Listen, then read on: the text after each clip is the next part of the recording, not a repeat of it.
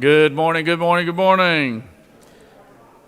Time for convening has arrived. The Senate will come to order. At this time, I'll ask all unauthorized personnel to exit the chamber. Chair recognizes the senator from the 28th for reading the journal. Good morning, Mr. President. I hope you're having a wonderful day today. And as you know, I typically like to introduce our pages for the day, and it's just been a sad week because we haven't had pages. But today, I'm dubbing some honorary pages for the day. We have Senator Estevez's son, Jaden, with us today. Jaden, I want you to wave to everybody. All right, all right. And we have Senator Anna Vitarte's daughter with us, Kennedy. Kennedy, would you wave to everyone? Right. Jaden and Kennedy, I just ask that y'all don't tell my children you missed school today to be here, because I don't want them getting any ideas, okay? Mr. President, the journal has been read and found to be correct. All right. Sounds good. And it's good to have young Jaden and Kennedy here with us today. That's great. So, is there objection for the dispensing of the reading of the journal? Chair hears none, and the reading of the journal is dispensed with. Is there objection to confirmation of the journal? Chair hears none, the journal is confirmed. All senators who have bills and resolutions to introduce, please bring them to the Secretary's desk. Secretary will read reports of standing committees. Mr. President, the Senate Committee on State and Local Governmental Operations has had under consideration the following legislation and has instructed me to report the same back to the Senate with the following recommendation: that House Bill 2EX do pass, that House Bill 3EX do pass, that House Bill 4EX do pass. Respectfully submitted, Senator Ginn of the 47th District Chairman. Mr. President, that completes the order.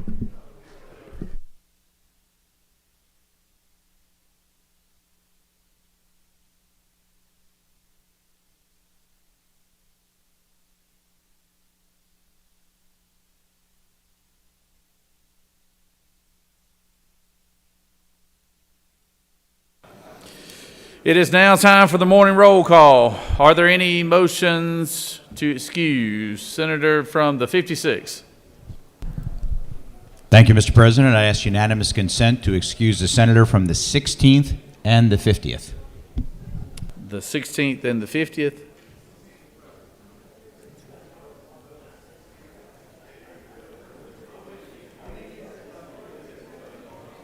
Senators, the 16th and the 50th. 16th and the 50th. All right. Without objections, senators from the 16th and 50th. Senator from the 6th. Mr. President, I'd like to ask unanimous consent to excuse the senators from the 2nd, the 7th, the 9th, the 10th, the 41st, the 44th, and the 22nd. I mean, you don't have much of a team here today, Senator, do you? I mean, I tell you what, Secretary, why don't we suspend roll call here? Is there objection to suspending roll call? Without objection, roll call is suspended. I don't want to make y'all look any worse than what it is right now. All right.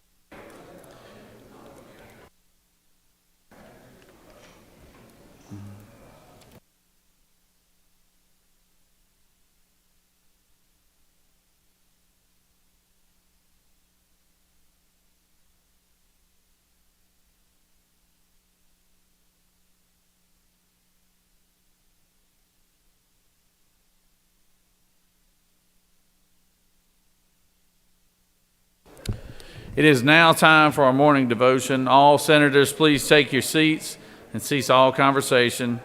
I would ask the doorkeeper to secure the chamber at this time. I now recognize our minority leader from the 55th District to lead us in our pledge and introduce our chaplain of the day. Senator? Good morning, colleagues. Thank you, Mr. President. Will we say the Pledge of Allegiance? Pledge allegiance to the flag of the United States of America to the republic for which stands one nation under God, indivisible, with liberty and justice for all. Now the Georgia flag. Pledge allegiance to the Georgia flag, principles which stand.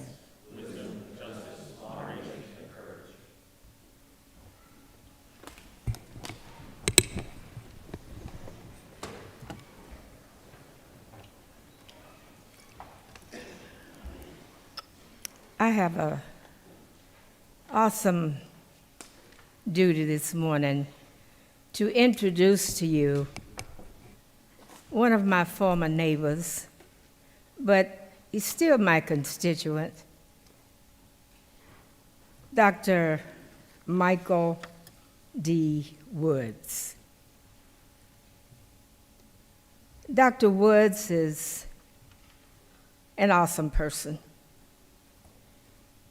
He's vibrant. He's most of the time full of vim, vigor, and vitality. He holds a Bachelor of Arts degree in Bible from Carver Bible College. He earned a master's degree, Master of Divinity, and Doctor of Ministry degrees from Luther Rice Seminary. He's the author of 2 books, What Now, Lord? A Discipleship Manual, and Transformational Preaching, a Homiletics Manual.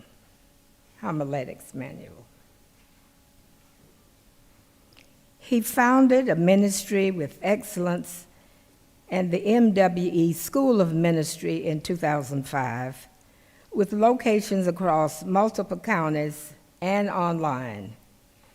He's an adjunct professor for 19 years at Luther Rice Seminary and served 6 years on the board of directors.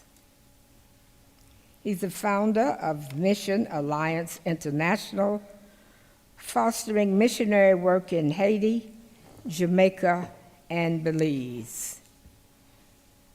He was the senior pastor of Mount Moriah Baptist Church from January 1984, transforming it into a hub for expositorial preaching and theological training.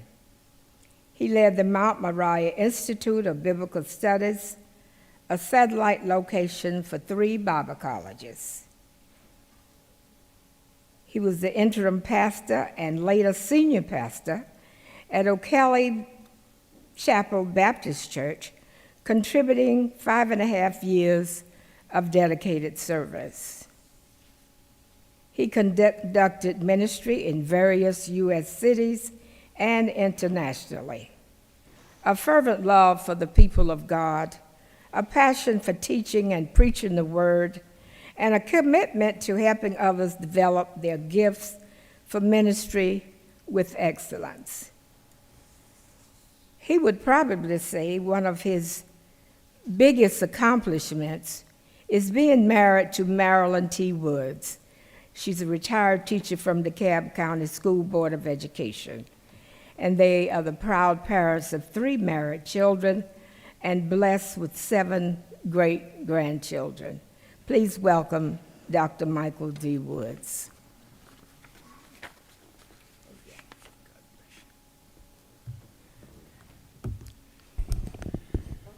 Good morning, everybody. And I count it an honor and a privilege to stand before you this morning. The first time I served as chaplain for the day years ago when Joe Frank Harris was the governor and Zell Miller was lieutenant governor.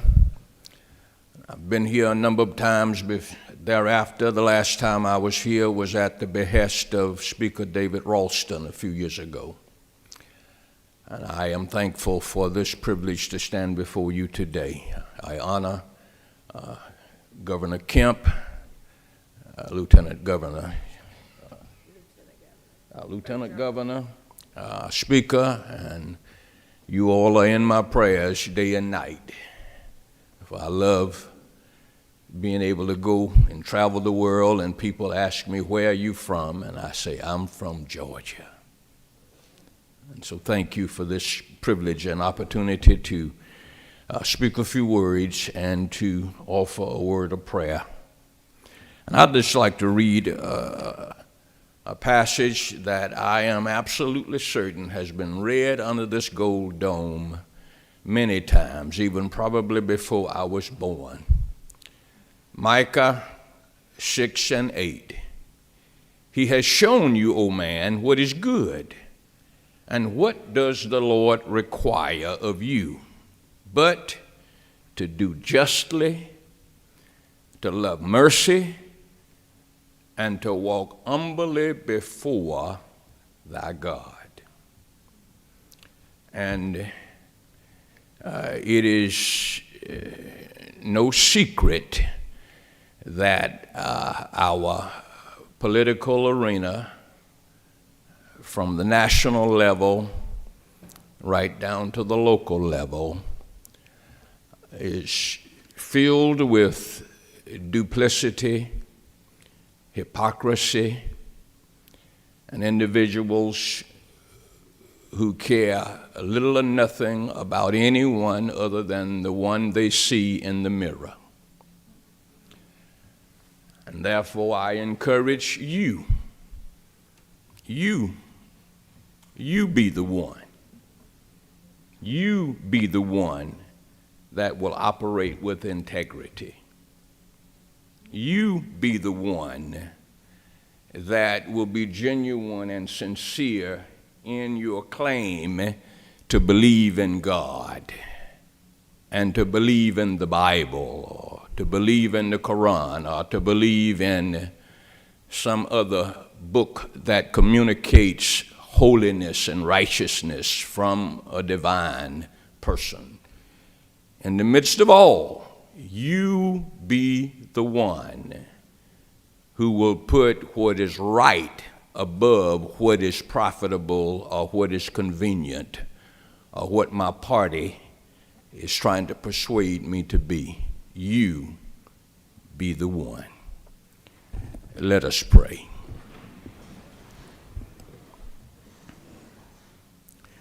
Father God, we thank you. We thank you this morning for just blessing us with this wonderful, wonderful day. In the midst of all that we're experiencing, even if there are any sitting here today with aches and pains and challenges and difficulties, every one of our situations is far better than it could be, Father. And Lord, I'm thankful. I thank you for Governor Kemp and his stewardship of our state. Thank you for all of the good things that have gone on in Georgia under his leadership. Thank you today for Lieutenant Governor Jones and for his readiness to serve. We thank you today for the Speaker, and I thank you for my Senator Butler. I thank you for all of these men and women who meet, Father God, in this place of service. And I ask even now that your hand would be upon them, even those who are absent today for one reason or another. If it's sickness, if it's calamity, if it's problem, if it's trouble, Father God, I ask that you reach your hand within their circumstance and within their situation and bring healing, bring remedy, bring answers to their questions and solutions to their problems and directions for their confusion, Father. We ask your blessings today. And as I prepare to close this prayer and these men and women commence to their business, bless them to remember the words of truth, the words of dignity, the words of honor. Bless them to remember the morality that was even poured into many of them as they were carried in and out of churches as children and taught, "Our Father which art in heaven, the Lord is my shepherd. Make a joyful noise unto the Lord." And they were taught various scriptures and principles about you, God. and your holiness and righteousness. And bless these men and women as they execute their responsibility as our senators, to remember that they all and we all are accountable to you. And at the end of the day, we will stand before you and be judged for our stewardship in this world. And for these things, Lord, we thank you. And for these things we ask them in faith, believing that you will answer. Amen. Amen. Amen.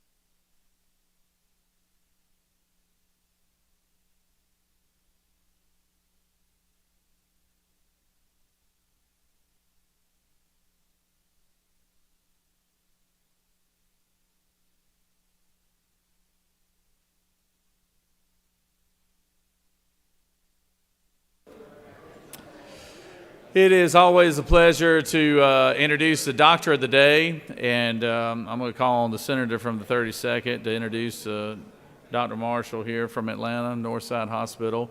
But always a pleasure to have doctors of all kinds from all over the state come and give us their time down here at the Capitol, and we just greatly appreciate that. And I will call on the Senator from 32nd to introduce him. Good morning, everyone. I want to introduce to you our Doctor of the Day today, Dr. Jeff Marshall. He's chief of the Northside Hospital Cardiovascular Institute.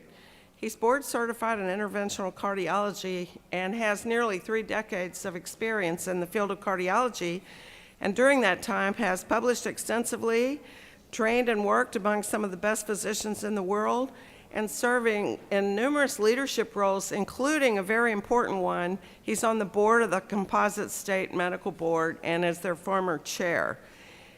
He finds reward in the doctor-patient relationship, especially when he can apply novel treatments for people entrusted in his care. In his free time, Dr. Marshall likes paddleboarding, bike riding, fly fishing, and spending time with his grandchildren. Please help me welcome Dr. Jeff Marshall.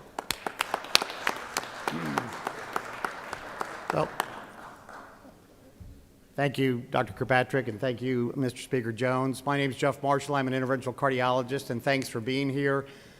From all the doctors in Georgia, we really appreciate what y'all do for us. Without what y'all do, we can't do what we do, and as a member of the Composite Medical Board, we really appreciate y'all's support. Georgia's a great place to be a doctor because of folks like you. Thanks for your service to our state. We appreciate it. All right. Let's get a picture, Jeff. Okay.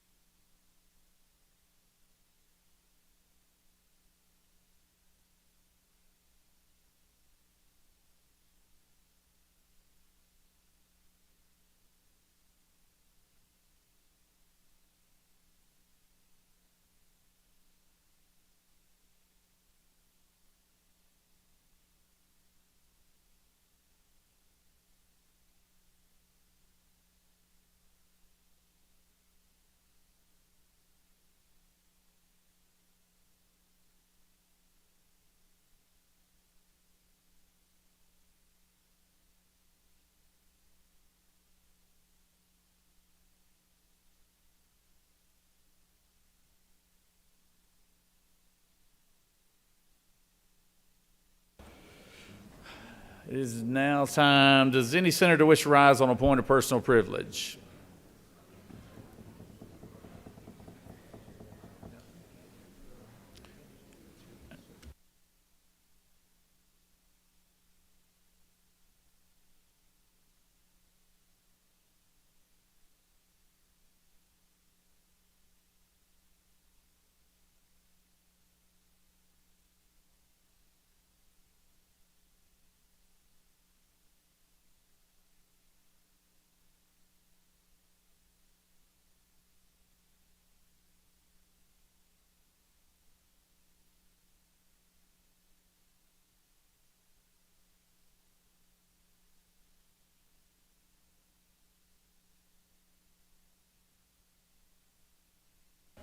I recognize the senator from the 40th.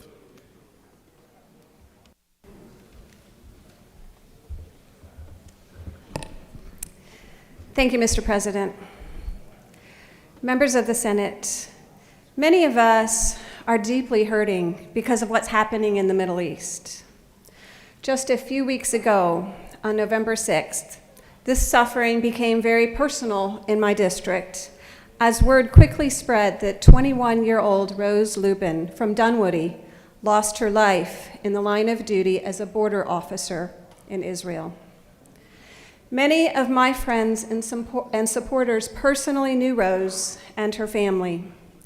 I heard the news on November 6th when I arrived at my rock climbing gym and found a very distraught climbing partner who had just found out.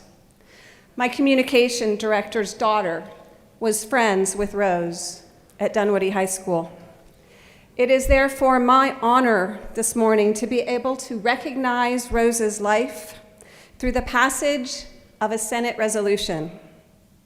Mr. President, would you please ask the Secretary to read Senate Resolution 11EX? Secretary, read the resolution, please. Senate Resolution 11EX by Senator Harrell of the 40th and others. A resolution honoring the life and memory of Rose Ida Lubin and for other purposes. Whereas Sergeant Rose Ida Lubin, known to her family and friends as Rosie, was born December 1st, 2002, to David and Robin Lubin, and grew up to be as the oldest of 5 siblings in Dunwoody, Georgia. And whereas Rose was an exceptional student throughout her life and an accomplished wrestler, flag football player, cheerleader, dancer, singer, and more at Dunwoody High School. And whereas, following her deep and abiding faith and connection to the Jewish people, Rose made Aliyah, the return to Israel afforded to all Jews after graduating high school in 2021. And whereas in March 2002, Rose enlisted in the Israel Defense Forces, where she became a combat-trained soldier specializing in terrorism and was deployed with the Israeli Border Police. And whereas on October 7, 2023, an off-duty Sergeant Lubin bravely defended her host kibbutz and neighboring communities near the Gaza border from a brutal terrorist attack and helped get injured victims to safety. And whereas just weeks after the Hamas onslaught, Sergeant Lubin's young life was taken much too soon by another terrorist attack near Herod's Gate, one of the oldest entrances to the old city of Jerusalem, where she was stationed. And whereas Sergeant Lubin was an exceptional daughter, stepdaughter, sibling, granddaughter, niece, cousin, student, and friend who was admired and loved by everyone who knew her. And whereas Sergeant Lubin gave her life protecting and defending the Jewish people and all Israeli citizens from terrorism. And whereas Sergeant Lubin's sacrifice and memory serves as a reminder of the urgent need for peace to prevail in Israel and the surrounding region, where future generations can live without without the threat of constant conflict. Now therefore be it resolved by the Senate that the members of this body honor the life and memory of Sergeant Rose Lubin and extend their deepest and most sincere regret at her passing. Mr. President, that completes the order. Thank you, Mr. Secretary. Though I didn't personally know Rose, it's clear from listening to stories about her that she was a passionate, empathic young woman, a free spirit who didn't hesitate to do her own thing. From a very young age, Rose was determined to serve and protect the people of Israel, telling kids on the playground, "I can be friends with you now, but I'm moving to Israel when I'm 18.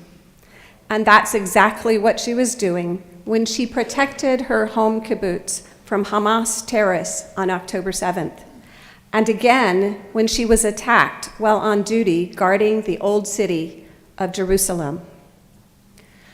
Robin and David, I know that you are proud of Rose. And as a mom myself of 2 young adult children, I understand the desire to protect them. I also know what it's like to have a child who's born with a passion that just can't be subdued.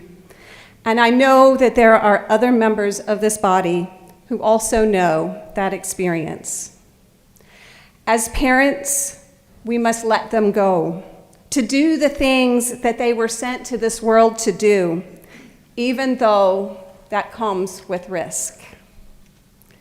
I know that every senator here today holds your family in love and prayer, giving you the strength necessary to keep Rose's spirit alive and kicking. Let us all stand and recognize David and Reuben Lubin and their family.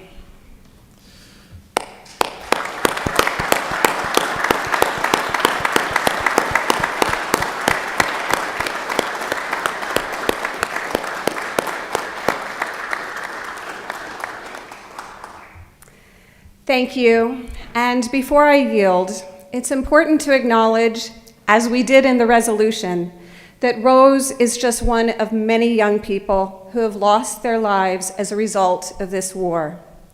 Therefore, We pray today for an end to this conflict and for everlasting peace in the region. Thank you, Mr. President. I yield the well.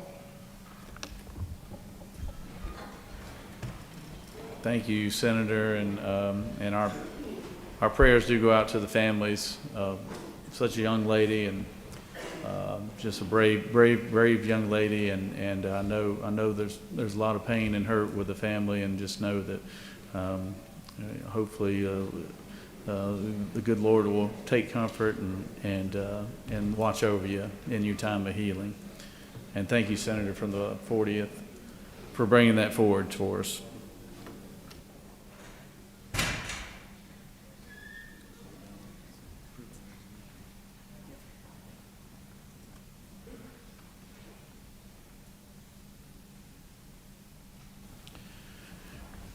You have a consent calendar of privileged resolutions before you. Does any senator wish to remove a resolution on the consent calendar? Is there objection to the adoption of the resolution of the consent calendar? Chair hears none. The resolution on the consent calendar is adopted.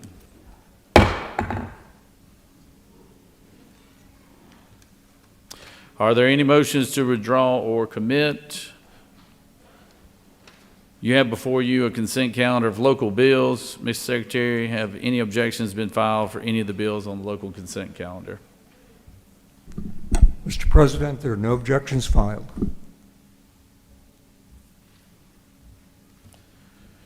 Is there objection to agreeing to the report of the Committee on the State and Local Government Operations, which is favorable to the passage of the bills on the local consent calendar? Chair hears none, and the report of the committee is agreed to. Questions on the passage of the bills on the local consent calendar. All those in favor will vote yea, opposed nay. Secretary will unlock the machine.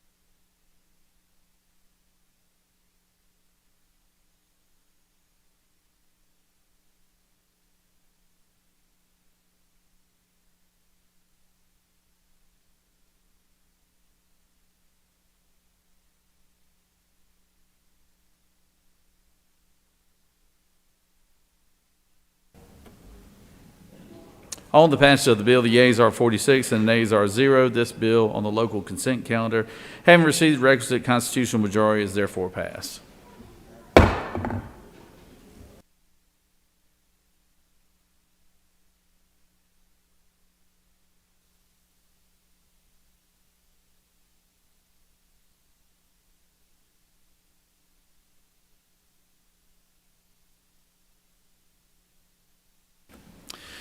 It is now time to consider the confirmation of the governor's appointments. I recognize the majority leader, Senator from the 51st.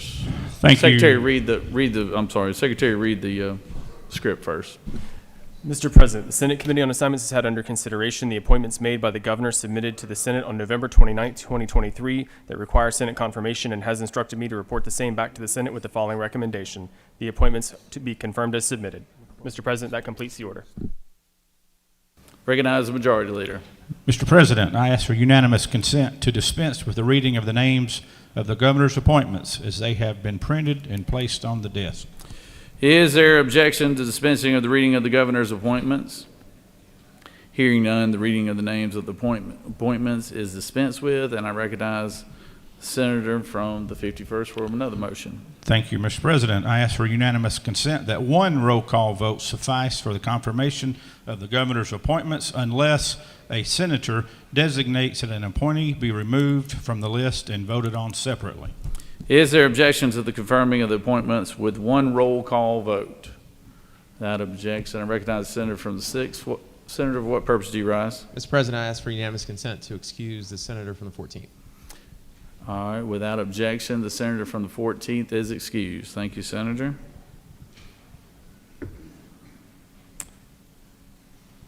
Senator from the 51st again. Mr. President, I move that the governor's appointments be confirmed as submitted.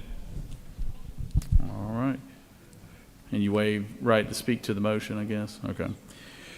Is there objection to confirm the appointments with one roll call vote? Hearing none, we will confirm all appointments with one roll call vote. And does any other senator wish to speak for or against that motion? Hearing none. The question is on the confirmation of the governor's appointments. All those in favor will vote yea, opposed nay. Secretary will unlock the machines.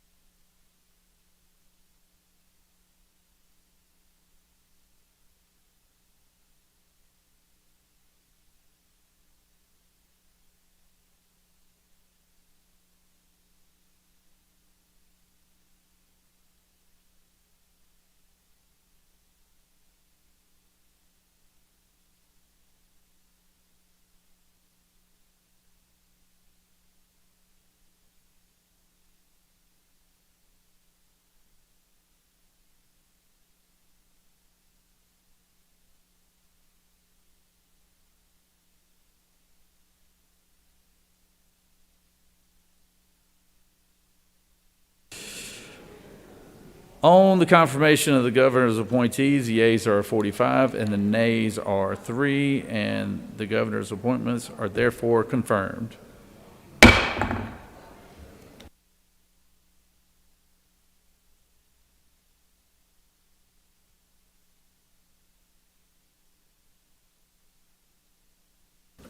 Recognize the majority leader for a motion. Thank you, Mr. President. I ask for unanimous consent that the following bills and resolutions be engrossed. House Bill 1EX, SB 3EX, HR 3EX. The majority leader has moved that HB 1EX, SB 3EX, and HR 3EX be engrossed. Is there objection? Objections from the senator from the 22nd. All right, all those in favor of engrossment, would you like to speak on your objection, Senator? I'm sorry. Okay.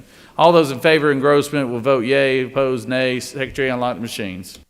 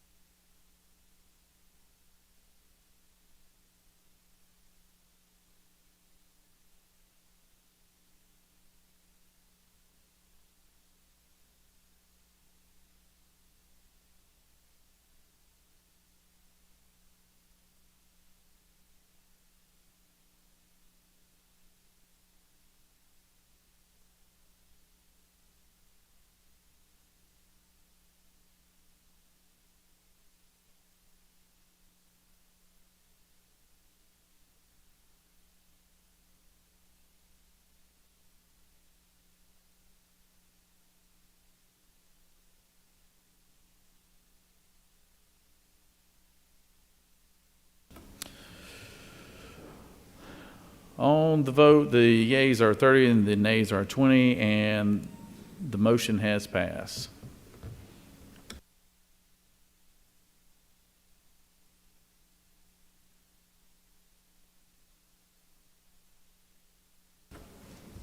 Now moving on to the rules calendar.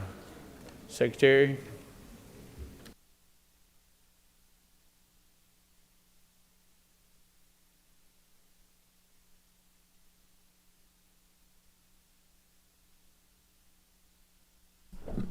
House Bill 1EX by Representative Leverett of the 123rd, a bill to be entitled an act to provide for the composition and of this number of state house districts, to provide for a short title, to provide for a contingent nature of this act, and the circumstances under which it shall or shall not apply, according to the enforceability of prior provisions under federal law, to provide for the continuation of present members, to provide for a short title, to provide for an effective date, to repeal conflicting laws, and for other purposes. Mr. President, the Senate Committee on Reapportionment and Redistricting recommends that this bill do pass. Respectfully submitted, Senator Eccles of the 49th District Chairman. Mr. President, a minority report has been filed. Mr. President, that completes the order.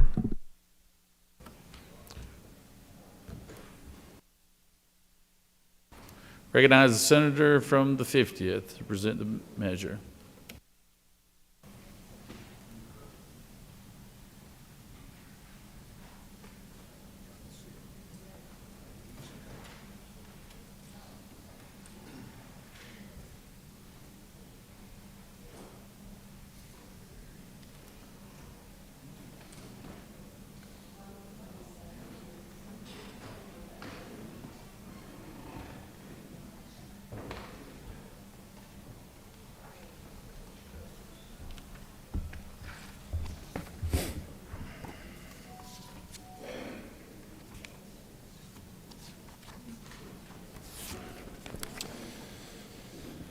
Thank you, Mr. President. Good morning, members of the Senate. Today I present to you for your consideration House Bill 1EX, which if passed will adopt a new set of electoral districts for the Georgia House. First, a little history to set this in context. On October 26, 2023, Judge Steve Jones of the United States District Court for the Northern District of Georgia entered an opinion and memorandum of decision in which he ruled that the House district maps that we approved in 2021 violate Section 2 of the Voting Rights Act. As a result, he ordered that new maps be drawn. Now, instead of drawing them himself without allowing us any input, he kindly allowed us to remedy the violation by drawing new maps ourselves. He also thoughtfully gave us specific guidance in how to comply with his order. To clarify the manner in which we can remedy the violations ourselves, Judge Jones wrote that, and I quote, "The remedy involves 2 additional majority black House districts in South Metro Atlanta, 1 additional majority black House district in West Metro Atlanta, and 2 additional majority black House districts in and around Macon-Bibb." Now that's on page 509 of his order. There is a lot at stake here, and the objective is simple: compliance. We will comply, and the bill you have before you will adopt a map that does just that. It fully complies with Judge Jones's order. As Judge Jones instructed, this map enacts 5 new majority black districts. In South Metro, it creates House District 74 and House District 117 with black voting age populations of 66% and approximately 60% respectively. In West Metro, it creates House District 64 with a black voting age population of 56.31%. In Macon-Bibb area, it creates House District 145 and House District 149 with black voting age populations of 50.3% and 50.03% respectively. Judge Jones ordered 5 new majority black districts, and this plan creates and establishes 5 new majority black districts and decreases the number of majority white districts by 5.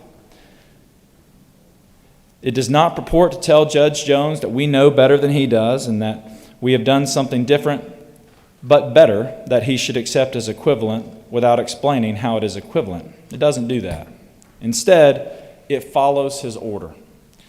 This is the only plan that was presented to the redistricting committee in the House that complies with Judge Jones's order. As you might expect, as we saw in the Senate maps as well, creating 5 new districts was very disruptive to existing districts. There are significant ripple effects, especially when you create 5 new districts. Ripple effects result primarily from constitutional and legal requirements that district sizes be the same. We are allowed some statistical deviation, and in Georgia we have traditionally limited ourselves to plus or minus 1%. So once we took areas from existing districts to create those new 5 districts, we had to add population to the existing districts from which these 5s were created to get the existing districts back to within the deviation of the appropriate size, which in the House is 59,511. So population was taken from neighboring districts, and then the neighboring districts were short. So then population was taken from their neighbors, and the process continued. The House followed existing traditional redistricting principles to work on the remaining districts, which included maintaining district populations, limiting additional split counties by only adding a single county split, drawing the new districts utilizing the most recent precincts from county governments, which makes it easier for local election officials, ensuring all districts are contiguous, ensuring all districts are reasonably compact in shape, ensuring communities of interest are protected as far as possible, and avoiding the unnecessary pairing of incumbents.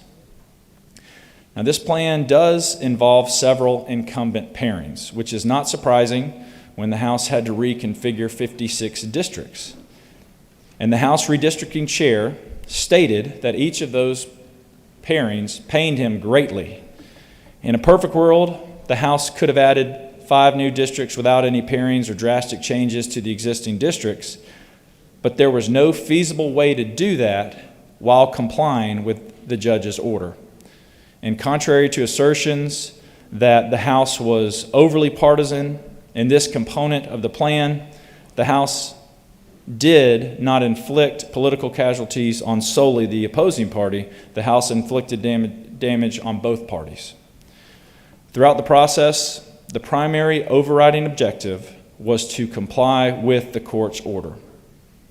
5 additional majority black districts in specified areas. Much has been said about the process here. We've been accused of moving too fast, of not being transparent, but we are under a court-imposed deadline, and we did not receive the court's order until October 26th. Public hearings have been held in both chambers, which allowed numerous parties to speak. We established and maintained a portal for public comment and allowed an alternate plan to be voted on even though no bill enacting it had been filed or assigned to the committee in the House. In the time constraints we've had, we have been as transparent and deliberate as the time allows. The stakes are high here. We need to act. The court will not give us another chance. We take seriously our obligation to the court and to each of you, members of both parties, to prepare and present maps that comply with the court's orders. Now, I'd like to walk through the changes that were made in the House. I'll start with the process, which was obviously similar to the process we had here in the Senate. First, the chairman in the House carefully reviewed Judge Jones's order. And as I've already mentioned, the order was very specific. The remedy involved 2 additional black House districts in South Metro, 1 additional majority black House district in West Metro, and 2 additional majority black House districts in and around Macon-Bibb. The chairman asked to talk with every representative who reached out to him to talk about their districts from both parties. The House committee consulted with legal counsel and then began drawing districts with Gina Wright in her office. They first drew the new majority black districts that are required by the order in South Metro Atlanta, West Metro Atlanta, and Macon-Bibb. As we'll discuss, and as you can see to my right, those are District 64 in West Metro in Douglas County, District 74 and 117 in South Metro, primarily in Clayton and Henry counties, Districts 145 and 149 in the Macon-Bibb area, including Milledgeville. With this configuration, almost all of the black voters covered by the areas in the plaintiff's experts districts in those areas are included in majority black state house districts. The only area not included is Griffin, but that was not included in a majority black district for one of the plaintiff's experts plans. So the House plan involves changes to 56 districts.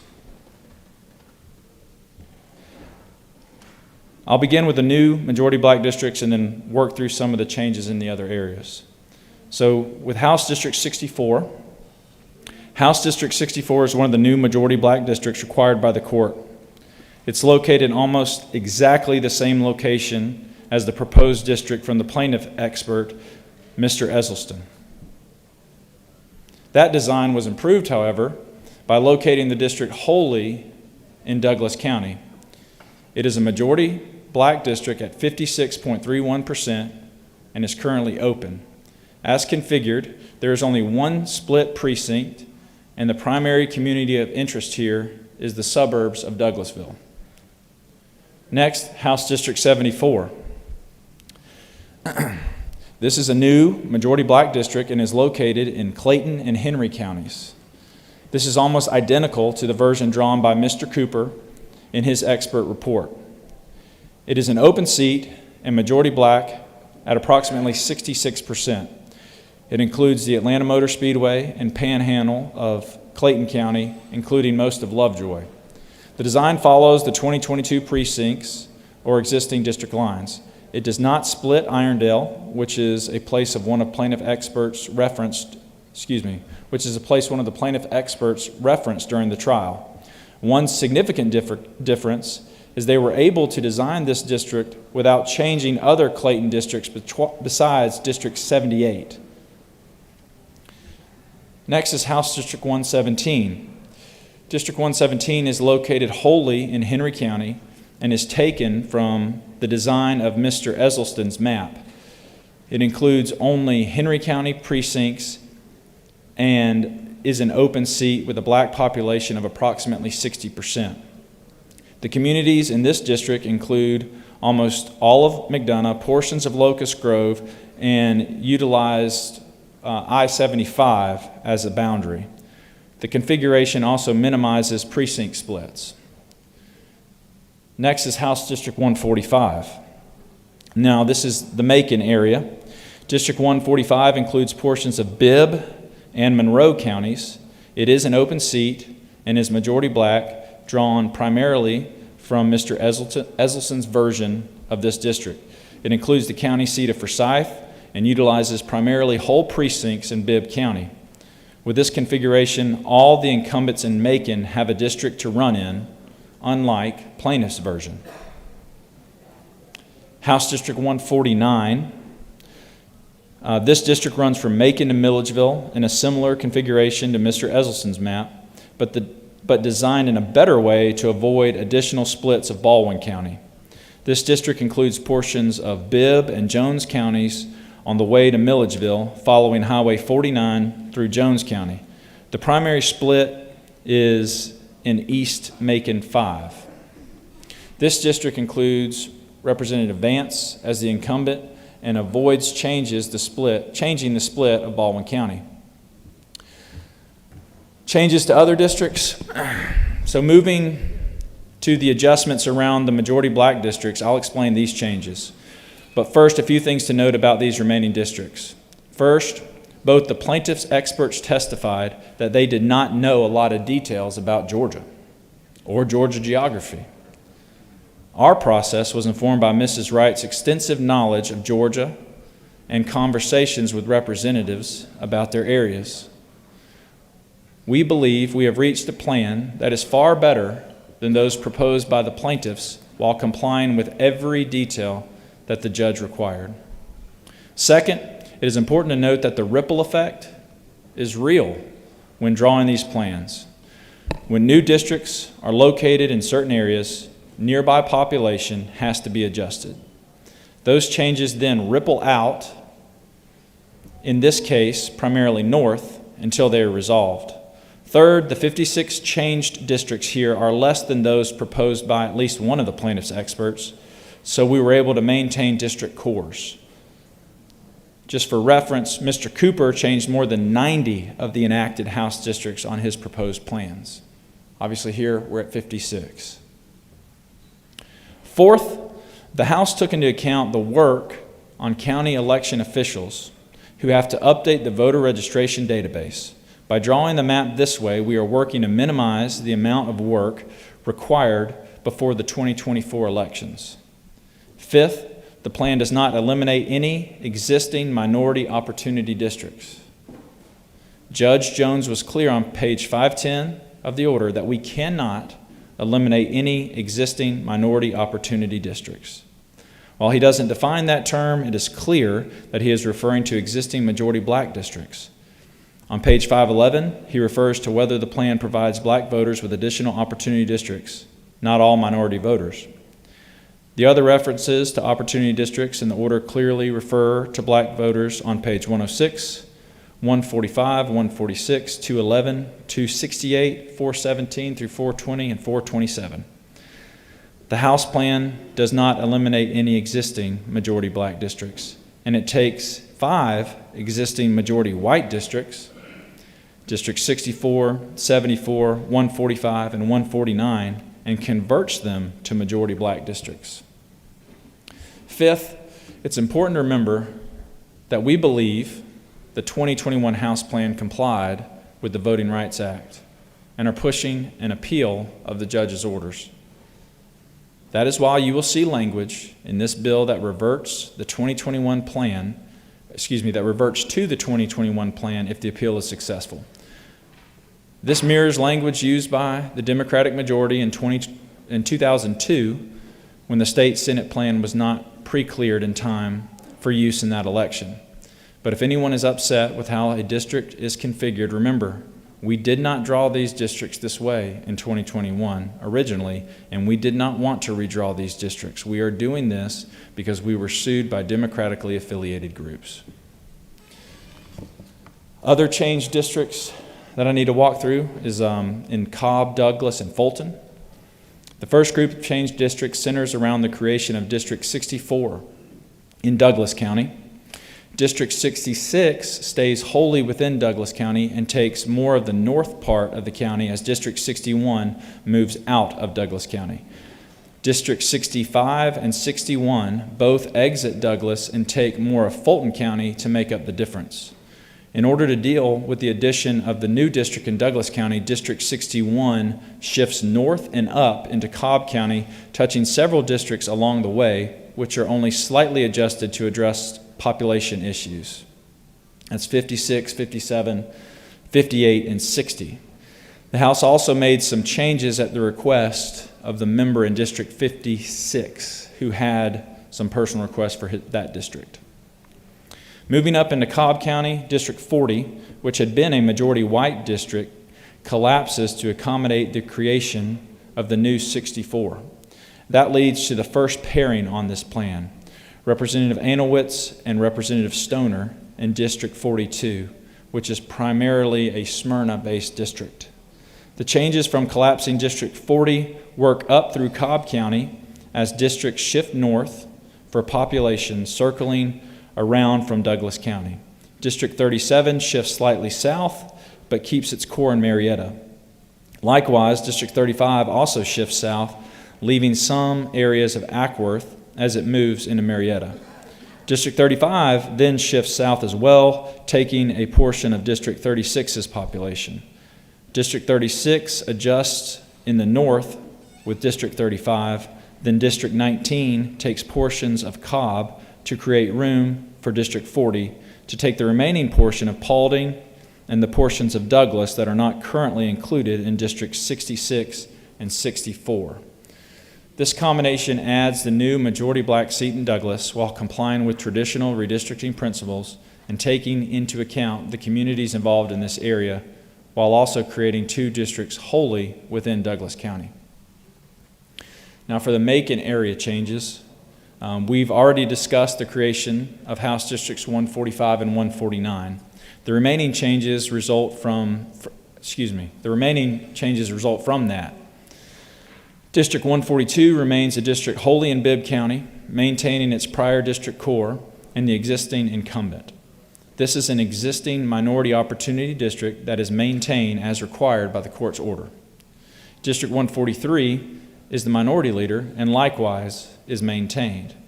With the new majority black districts added in other parts of Bibb, District 143 shifts south into Houston County. Judge Jones talked about connections between Macon and Houston County on page 388 of his order. This district is composed primarily of whole precincts and ensures that districts can continue to elect the candidate of choice of black voters.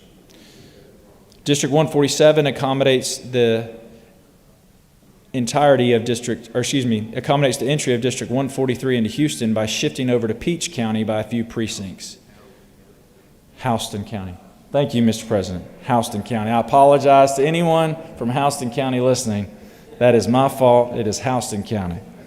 The remaining distance between District 135 is filled by the rural District 134, which includes the other portions of North Peach County, along with all of Upson and Crawford, with the southern part of Lamar County.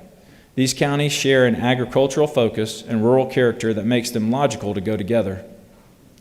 Flipping back to the east, District 144 shifts north into the rest of Jones and then takes Jasper and Putnam. Jasper and Putnam have historically gone together in past plans and were together in the 2021 plan in a different district. This approach maintains a district for Representative Washburn and enables the elimination of a county split in Jasper County, so it is now whole. District 135 takes all of Pike and portions of nearby Lamar and Griffin, which matches past maps that connected Spalding and Lamar. This combination pairs Representative Knight and Representative Camp in the same district, but this was necessary because the population was moving north after adding new majority black seats in Macon Bibb. District 118 moves from an east-west oriented district to a north-south district. It maintains its Butts County core and takes portions of Monroe and Newton. It exits from Henry County to make room for the new majority black seat in that area. This has an I-75 connection, and these counties share a suburban connection with some rural areas in North Monroe. Finishing out the southern part of the metro, the new District 82 has moved from DeKalb County and now encompasses population that was previously the core of District 74, with some additional population in the Griffin area. Moving to Clayton and Henry County, we've already discussed the creations of District 74 and 117 as new majority black seats. Those new seats necessarily push the remaining districts north, like a wave that ripples up through DeKalb and Gwinnett counties. District 78 shifts to the east, matching some of the requests of Representative Douglas from that area that we were able to accommodate. By configuring the districts this way, we were able to avoid making further changes to Clayton County, which makes things easier for election officials to implement. District 116 and 115 both shift north into South DeKalb. This is similar to the configuration of the prior DeKalb districts. Essentially, the existing Henry-focused districts in North Henry shift north into DeKalb and accommodate the addition of the new majority black districts in South Henry. District 81 takes the remaining population of Henry County and ensures that Representative Daniel can still have a district that represents primarily Republican voters in this side of the county. District 81 has a strong community of interest in the Lake Dow and eastern regions of the county and does not cross I-75. It also includes portions of Locust Grove. Before we move into DeKalb and Gwinnett, let's take a step back east.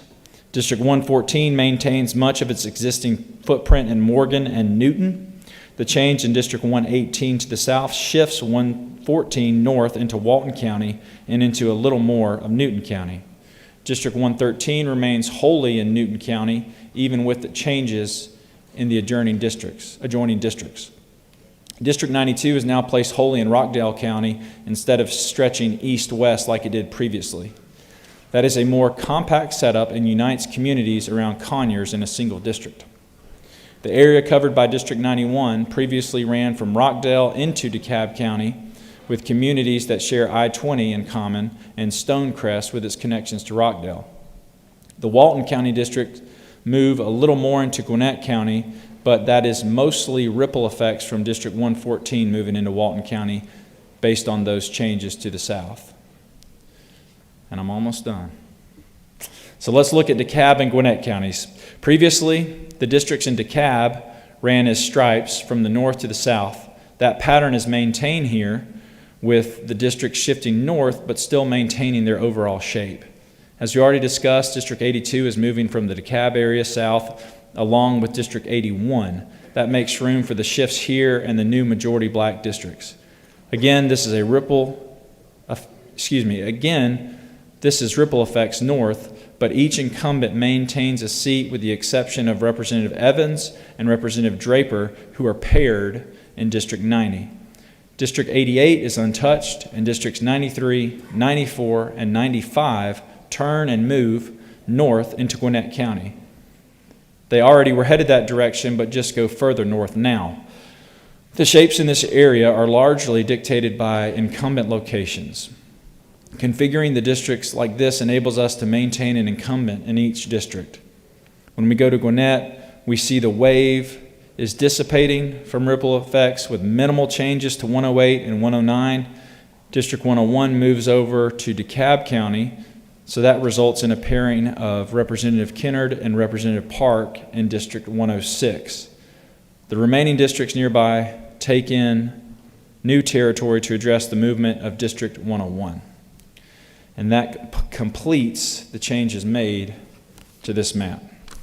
And with that, Mr. President, I will yield for questions. You do have a few questions, Senator. Senator from the 17th. Thank you, Mr. President. Does the Senator yield? I do. Senator, comparing and looking at traditional redistricting principles, comparing the 21 plan versus the new House plan, what is the difference when it comes to the splitting of counties? So this plan actually reduces the county splits by 1 and also uses the 2023 precinct boundaries wherever those were available. All right, thank you. Senator from the 19th. Thank you, Mr. President. Senator Yield. Yes, I do. Senator, I heard you talk about the Democrat caucus plan. They presented a plan in committee or talked about a plan in committee? They did talk about a plan, yes. Did they ever present a plan? They did not. Did they ever try to amend this plan? No, they did not. The plan they talked about, if you will, Senator, for the yield. I will. The plan that the Democrats talked about, did it have 5 new majority districts? No, the House Democratic plan only had 4 minority districts, which did not comply with the judge's order. So the only plan that the House had that complied with the judge's orders is the one you're seeing, which has 5 minority black districts. Thank you. Recognize the Senator from the 29th. Senator Yield. I will. Senator, to kind of dovetail off the question that was just asked, is it not true that the House added the new majority black districts in the exact locations requested by the plaintiffs in the lawsuit? That is true. They are in the exact locations as requested. Thank you. Recognize the Senator from the 42nd. Thank you, Mr. President. Will the Senator yield? I will. Senator, would you agree that on page 513 of Judge Jones's order, there are 10 state house districts where he specifically found violations of the Voting Rights Act and vote dilution? I don't have that order in front of me, but the senator knows of what she speaks. Right, it's 10 districts. And how many districts are changed in this plan? There are 56 districts that were changed. 56. And you did reference the 2 experts that presented to the court. Would you agree that it's true that the court specifically referred the General Assembly to the remedial plans offered during the court case for all 3 sets of plans, state Senate, state House, and congressional? So right now we're talking about the House plans, and yes, I will agree that You would agree? Yes, he referred us to those. Would you also agree that on page 141 of the judge's order, it is stated that the Esselstyn plan, and you, I believe, referred to Mr. Esselstyn several times, only affected 25 districts. That's true. So one expert for the plaintiffs affected 90, the other expert affected 25. This map affected 56. And once again, I want to reiterate the point that the senator from the 19th came up with. No alternative plan was presented in committee, no bills were dropped, no amendments were made. So if an expert's one's 25, one's 90, and we're looking at 56, I think this is a pretty good map. Will you yield for another question? I will. Would you also acknowledge that on page 113 of Judge Jones's order, the judge specifically notes that under the Cooper plan, 86% of voters would remain in the same district? Once again, I don't have the order in front of me, but if that's in the order, the senator knows what she speaks. Senator, do you know what percentage of voters remain in the same district under this particular plan? If I walk through it during my presentation, which I don't believe I did, I don't have those numbers in front of me. Would you then acknowledge that given the 25 districts disrupted in Esselstyn, the 10 districts listed in the court order, and the 86% of voters in the Cooper plans remaining in the same districts, that this map unnecessarily disrupts Georgia voters for partisan purposes? I disagree with that. I believe this map complies with the judge's order as I laid out in my presentation, and there's too much at stake for us not to comply. That's our goal. That's what we did, and I look forward to hearing what the judge has to say. Senator, your time has expired, so you're free to yield the well. Thank you, Mr. President. I yield the well.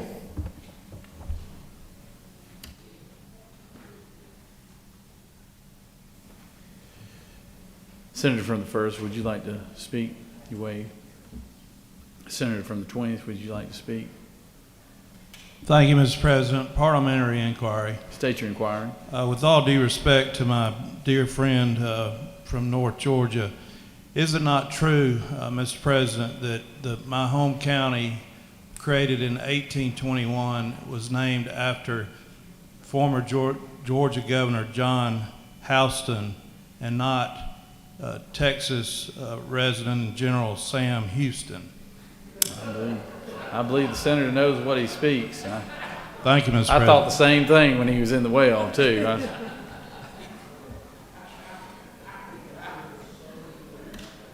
Does any other senator wish to speak for or against the measure?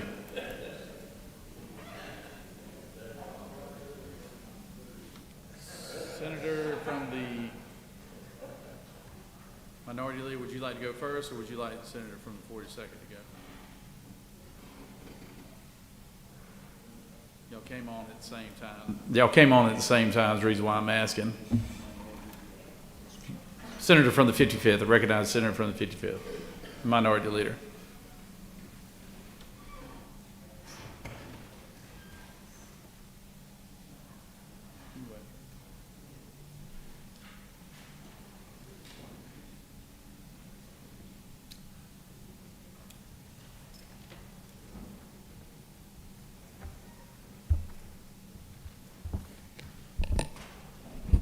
Thank you, Mr. President. Members of the Senate, you have heard a repeat of many things. And before this day is over, you will hear repetition of many more things. Repetition of the same thing.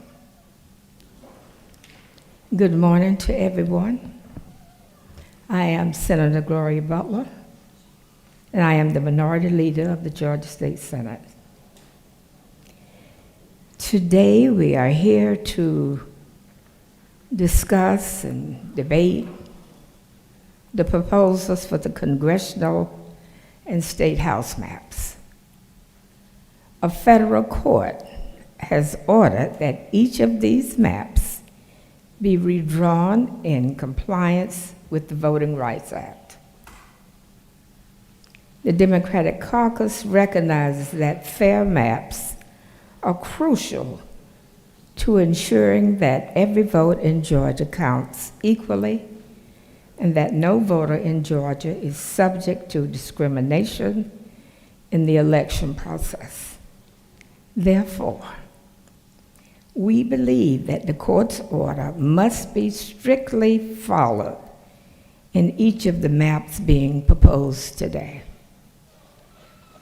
Last month, Judge Jones issued a 516-page order which found that the 2021 congressional and state house maps proposed and passed by Republicans violated the Voting Rights Act and discriminated against black voters. In regard to the state house maps,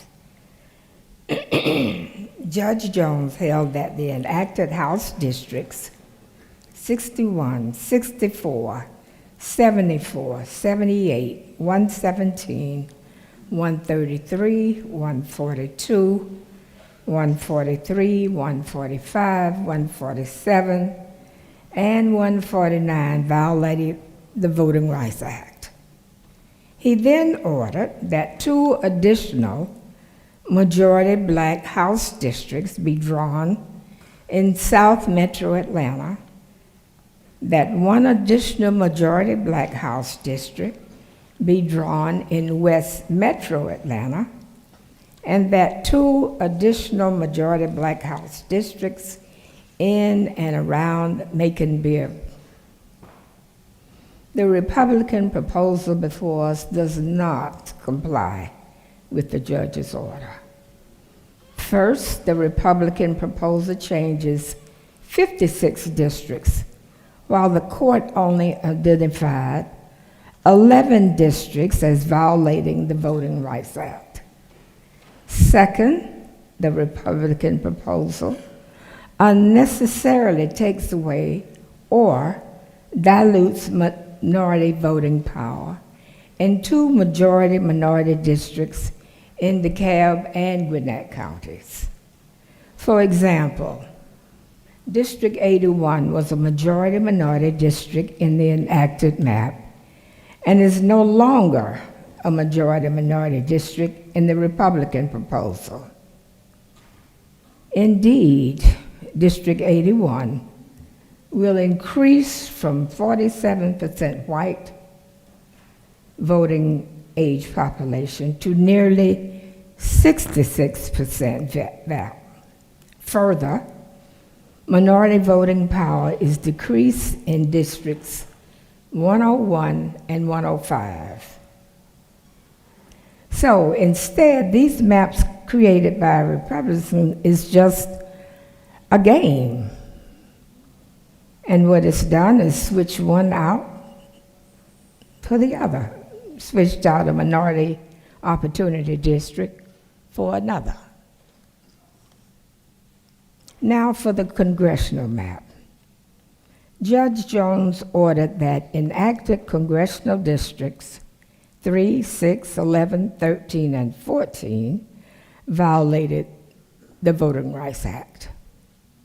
To remedy this, and I will repeat, to remedy this, Judge Jones ordered that an additional majority black congressional district be drawn in the West Metro Atlanta area.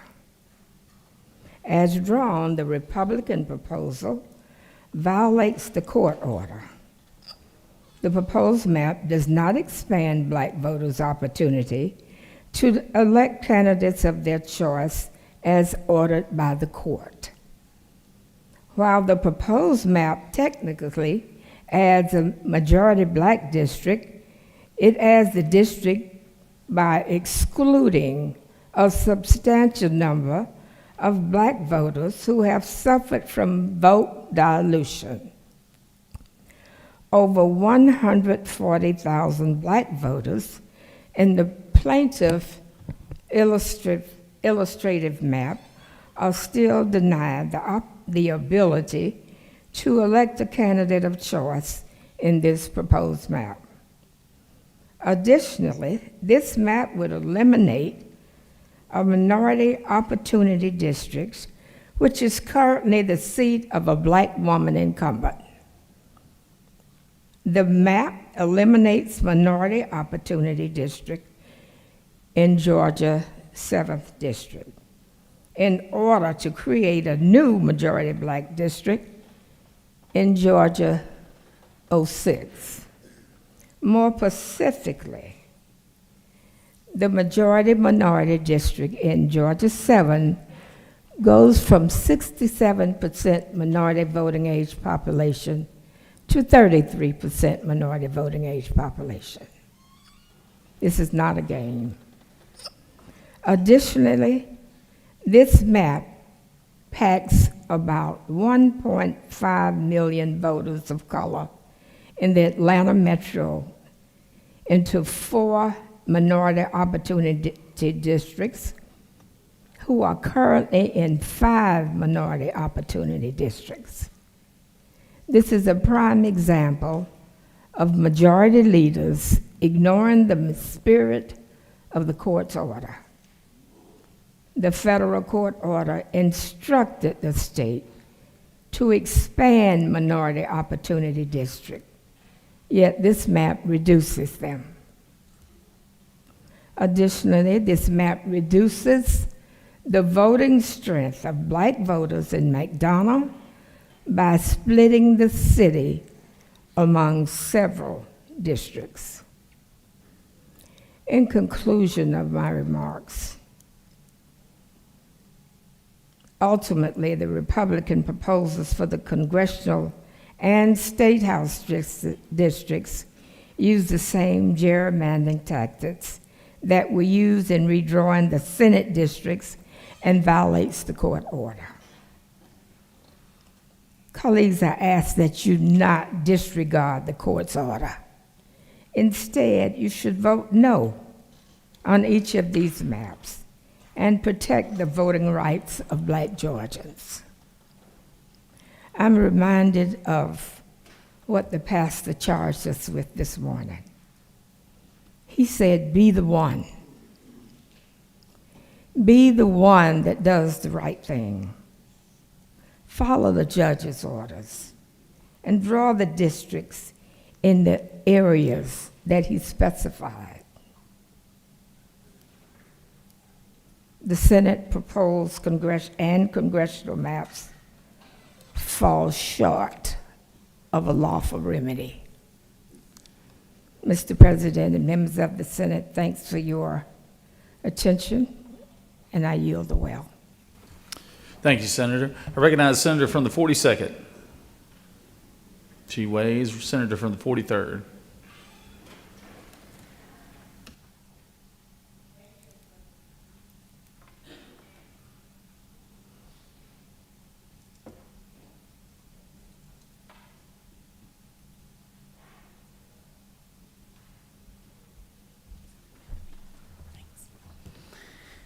Thank you, Mr. President.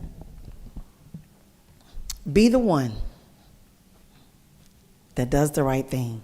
House Bill 1EX does not remedy the Voting Rights Act violations that led to this special session. It does not comply with the clear language of Judge Jones's order.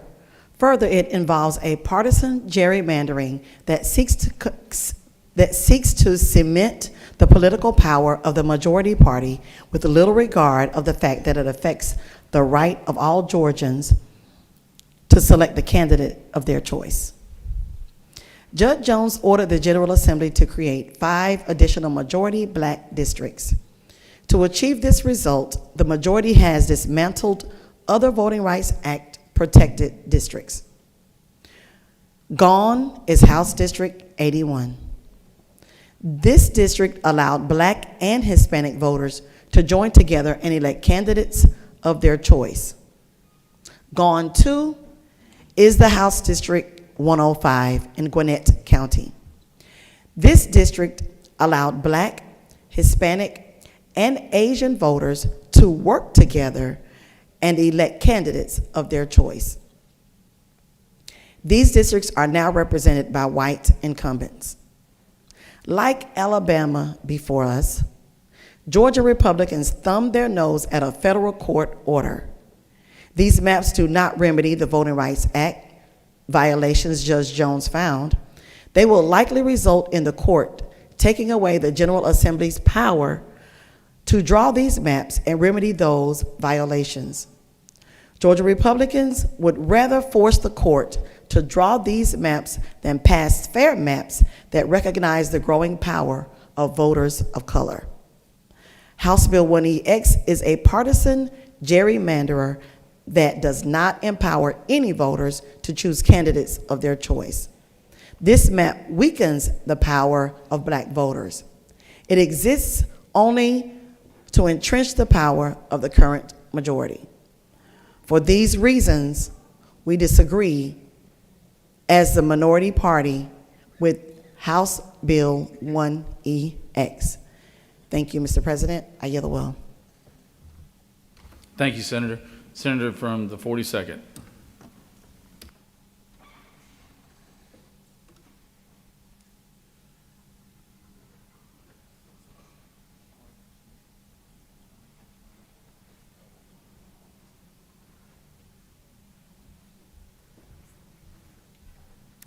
Thank you, Mr. President, and good morning, colleagues. House Bill 1EX. Under this proposed map, like the Senate map, 1EX is unlawful and violates the court's order. It's a map that Judge Jones can and should reject. I oppose it for a couple different reasons. First, based on binding precedent in our 11th Circuit, under the 11th Circuit's interpretation of the power of coalition districts under the Voting Rights Act of 1965, and also because the map manipulates the redistricting process to disenfranchise minority voters for partisan gain. Under this map, as under the enacted map, a thirst for power trumps the rights of black voters who were discriminated against for centuries. These power plays are diluting black voices in Georgia. Is this really how Georgia today chooses to honor our courageous black leaders who fought to have what was already rightfully theirs, but that which they weren't given, which was the right to cast a ballot and have it count equally? The Republican priority is simply to preserve its own power, rather than uphold a basic and sacred tenet of our democracy, that every citizen's vote and voice matters and must count equally regardless of race. And you don't have to take my word for it. The Atlanta Journal-Constitution's headline this morning reads, "Georgia GOP sorts voters to keep 9-to-5 advantage."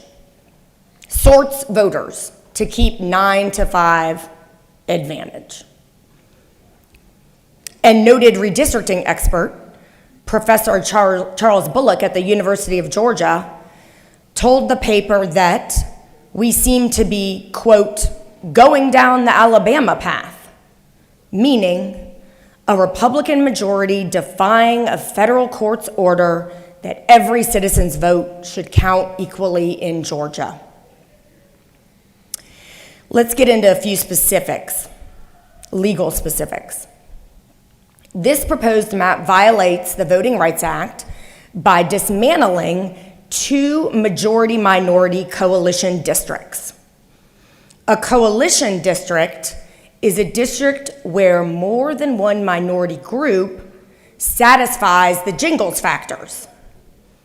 That is, the group or the groups form a multiracial group that can demonstrate that it is sufficiently large and geographically compact enough to constitute a majority in a single member district. This is factor 1 of the constitutional test laid out by the Supreme Court in the Jingles versus Thornburg case. that analyzes when a majority-minority district should be created.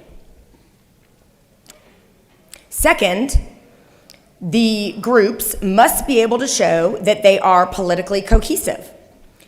Third, they are required to prove that the white majority votes sufficiently as a bloc to enable it to usually defeat the minority's preferred candidate. The controlling appellate court here in Georgia, the 11th Circuit, found in Concerned Citizens versus Hardy County that, and I quote, two minority groups may be a single Section 2 minority if they can establish that they behave in a politically cohesive manner. Importantly, in the court's order, Judge Jones on page 509 stated, "The state cannot remedy the Section 2 violations described herein by eliminating minority opportunity districts elsewhere in the plans. But in this plan, District 81 in DeKalb County is gone. This district, as well as House District 105, based in Gwinnett County, allowed Black and Hispanic, in the case of District 81, and Black, Hispanic, and Asian voters, in the case of District 105, to work together to elect candidates of their choice."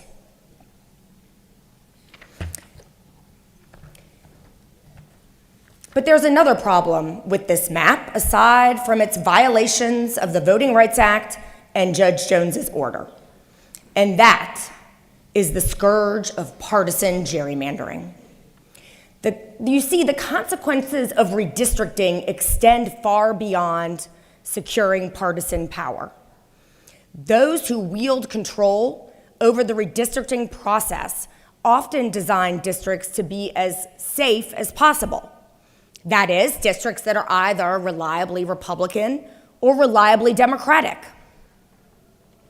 By creating districts where party control is all but assured, the importance of the general election, which I will remind you is the actual election, in which citizens of all parties vote, the importance of it is diminished, and the primary elections become the deciding factor. Well, what's wrong with that? Primary voters tend to be committed partisans with views that are either further to the right or further to the left of the general population.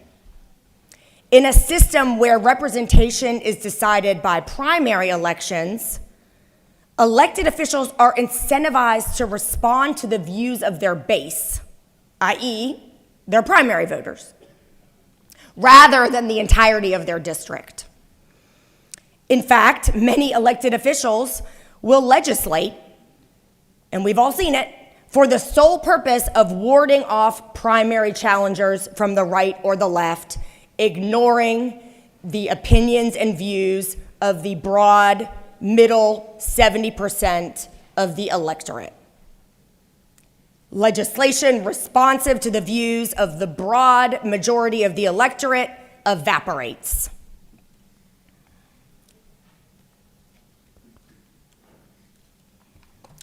Gerrymandering, whether it is racial or partisan, is therefore deeply undemocratic and un-American because it undermines the principles of fair representation and distorts the democratic process. The distortion of electoral outcomes, such as a congressional map that creates 9 Republican and 5 Democratic districts in a 50-50 swing state that elected a Democratic president and 2 Democratic United States senators in back-to-back elections, erodes the confidence of Georgia voters and of American voters. It undermines the foundational democratic principle of one person, one vote. It fosters greater polarization and partisanship, And the real problem with that is that it ultimately makes us a weaker nation because we cannot solve the problems that the American electorate wants us to address, because no one is paying attention to the views of the middle 70% of the electorate. Why are people so disgusted by our political process? I would suggest to you that this, gerrymandering, is one of the main reasons. It fosters a system that will not, does not, and cannot respond to their needs, solve problems, and ensure that America remains a strong country and a beacon for the world. It is really sad, extremely depressing, to see how the Republican Party, the party of Abraham Lincoln, who freed the slaves, has become the party of Trump, the party of election denialism and insurrection, the party of racial discrimination and gerrymandering. I hope, because I know there are very many good people here who do not believe in those things on the Republican side of the aisle. And how do I know that? Because I know you personally, and I can watch what you do, and I watch what you work on. I'm not trying to say all of you yourselves are those people, but you know that's where the party is, and that's where the base is, and you still got to do something about it. I hope you work to expel the anti-democracy authoritarian faction of your party and recognize that the future of America is a multiracial democracy and that the Republican Party cannot survive without also becoming a multiracial party in a way that it simply currently is not. And in a two-party system, we should all welcome the competition of ideas to see who can best serve the people and perfect our union by ensuring the promise of freedom, equality, and justice for every American. Thank you, Mr. President. I'm happy to answer any questions or to yield the well if there are none. You do have a question. The senator from the 37th. Does the lady yield? Of course, my friend from Cobb. I revel the fact that the Republican Party is increasingly becoming a multiracial party, broadening itself because of our ideas, and sadly the wild and crazy ideas of the. Is there a question, Mr. Senator from the 37th? Thank you, friend. Some people want to say that you talked about the securing partisan power and the idea that minority coalitions behave in a politically cohesive manner. Is that not just capital speak for you telling folks you want to be able to aggregate power for your party, that behaving in a politically cohesive manner is just a veiled way of saying you're trying to achieve a partisan objective where we're trying to create fair, balanced maps that follow the order of the court? I disagree that you're trying to create fair and balanced districts to meet the court's order, A. But B, that is a great question, and many people interpret a discussion of coalition or opportunity districts that way. It is not so, though, because in order for the coalition groups to meet any kind of Voting Rights Act claim, they have to satisfy each one of the Jingles factors. Yeah, I asked the question as I close, Mr. President. My home state of South Carolina elected an African-American United States senator that had nothing to do with Democrat power grabbing and coalitions. I think it's a false premise. And again, I'd certainly have great respect for the lady from the 42nd, but I think let's get past this veiled effort to try to create partisan objectives and pass fair maps that follow what the court has ordered. And I think we can be proud that's what this proposition does. You have no further questions, Senator. Thank you, Mr. President. I yield the well. Thank you.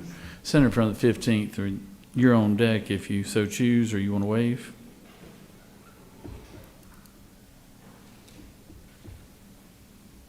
The Dean of the Senate. Thank you, Mr. President. Colleagues, I rise to comment on the maps of the House and of the congressional maps as well. Last month, Judge Jones issued a 516-page order Let me repeat, a 516-page order finding that the 2021 district maps discriminated against black voters and violated the Voting Rights Act.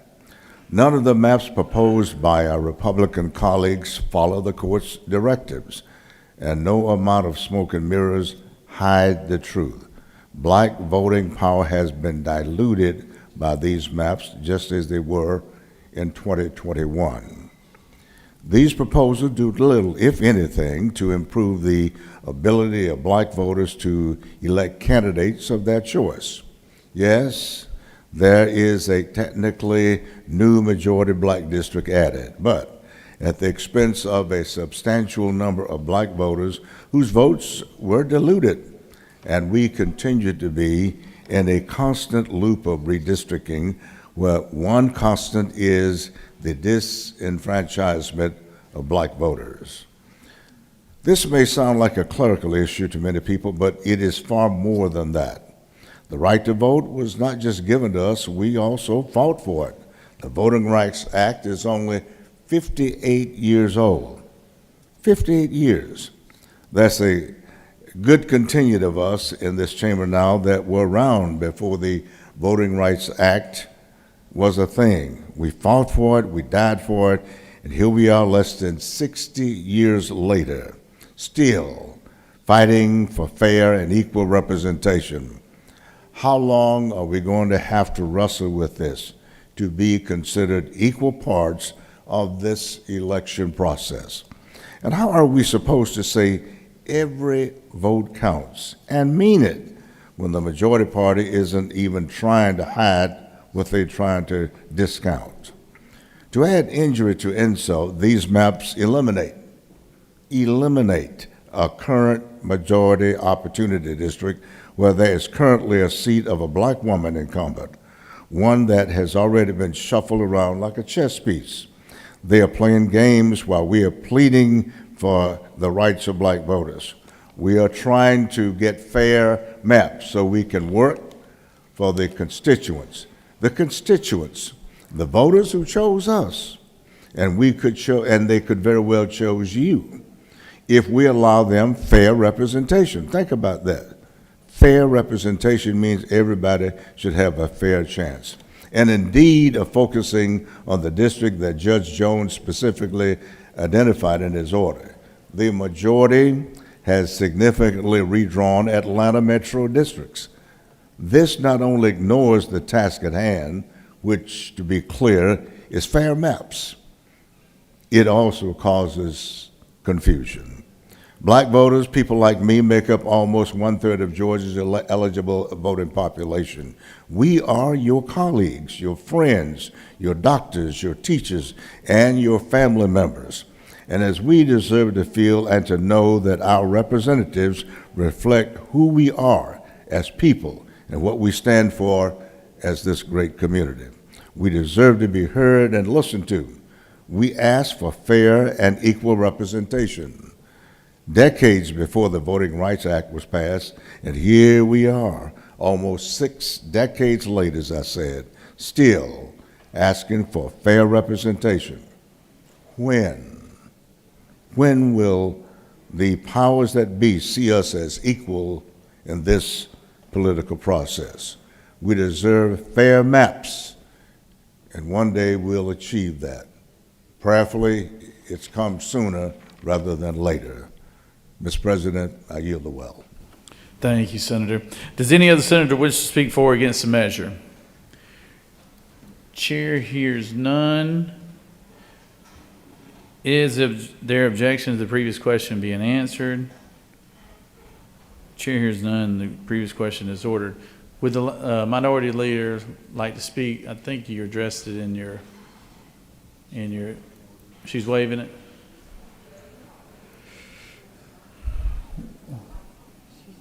Just wave, okay. And then the author of the bill from the 50th, would you like to close debate, or you waive that? You waive that too, okay. Is there objection to agreeing to the report of the committee which is favorable to the passage of the bill? Chair hears none. The report of the committee is agreed to. Is there objection to the main question being ordered? Chair hears none. The main question is ordered. Question is on the passage of the bill. All those in favor of the bill will vote yea. Opposed, nay. Secretary will unlock the machines.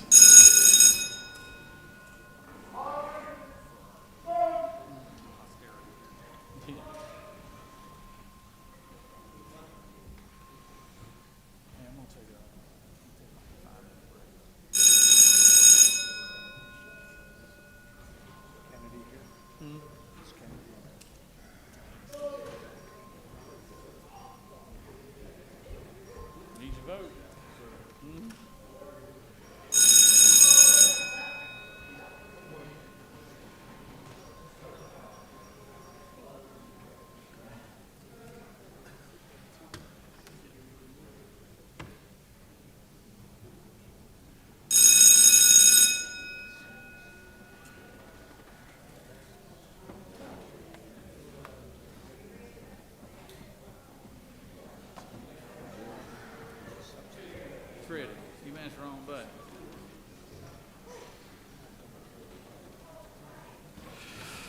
On the passage of the bill, the yeas are 32 and the nays are 21. This bill, having received the requisite constitutional majority, is therefore passed.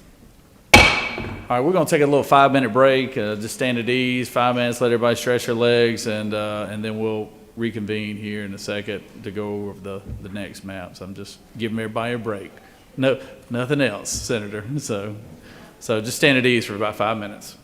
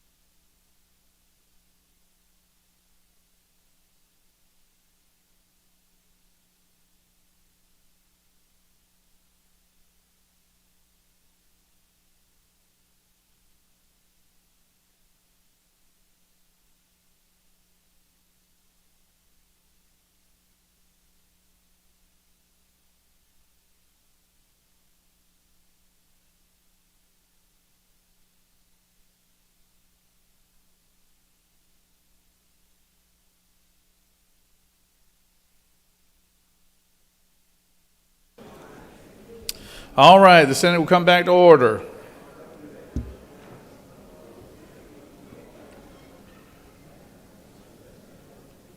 Recognize Secretary to read the caption. Senate Bill 3EX by Senator Eccles of the 49th and others, a bill to be entitled, an act to provide for the composition and number of congressional districts, to provide for a short title, to provide for the contingent nature of this act, and the circumstances under which it shall or shall not apply according to the enforceability of prior provisions under federal law, to provide for the continuation of present members of the United States House of Representatives, to provide for effective date, to repeal conflicting laws, and for other purposes. Mr. President, the Senate Committee on Reapportionment and Redistricting recommends that this bill do pass by substitute. Respectfully submitted, Senator Eccles of the 49th District Chair. Mr. President, the Senate Committee on Reapportionment and Redistricting offers the following substitute to Senate Bill 3EX. A bill to be entitled, an act to provide for the composition and number of congressional districts, to provide for a short title, to provide for the contingent nature of this act, and for circumstances under which it shall or shall not apply according to the enforceability and for other purposes. Mr. President, a minority report has been filed. Mr. President, that completes the order. Thank you, Secretary. I recognize the Senator from the 49th. Speak to the measure.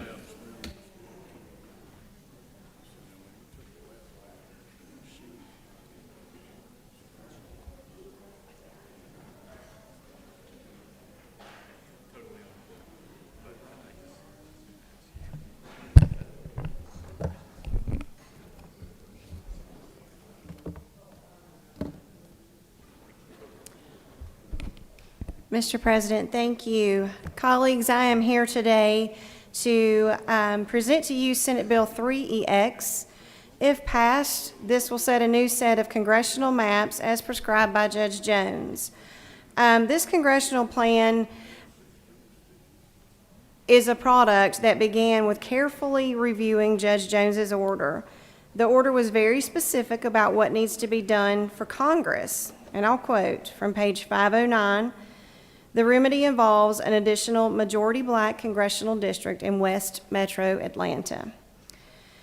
We consulted with legal counsel and then began drawing districts with Gina Wright in her office. We relied on Mrs. Wright's extensive knowledge of Georgia as we put these districts together. We first drew the new majority black district required by the court order. That district is 6 on your map, and you have all of these in front of you. This district is very similar to the proposed District 6 in the Pendergrass case, which is the congressional district litigation. The plaintiff's expert in that case included portions of Fayette, Fulton, Douglas, and Cobb counties in the district, and we have covered basically the same area. We've also moved the portion of Southwest Cobb County that was in District 14 into the new District 6. To be clear, we did not eliminate any existing majority black seats in drawing this district. So District 6 is in fact a new majority black congressional district. We then had to begin making changes around that district. The proposed congressional plan involves changes to 9 districts, all in North Georgia. Districts 1, 2, 3, 8, and 12 were not changed.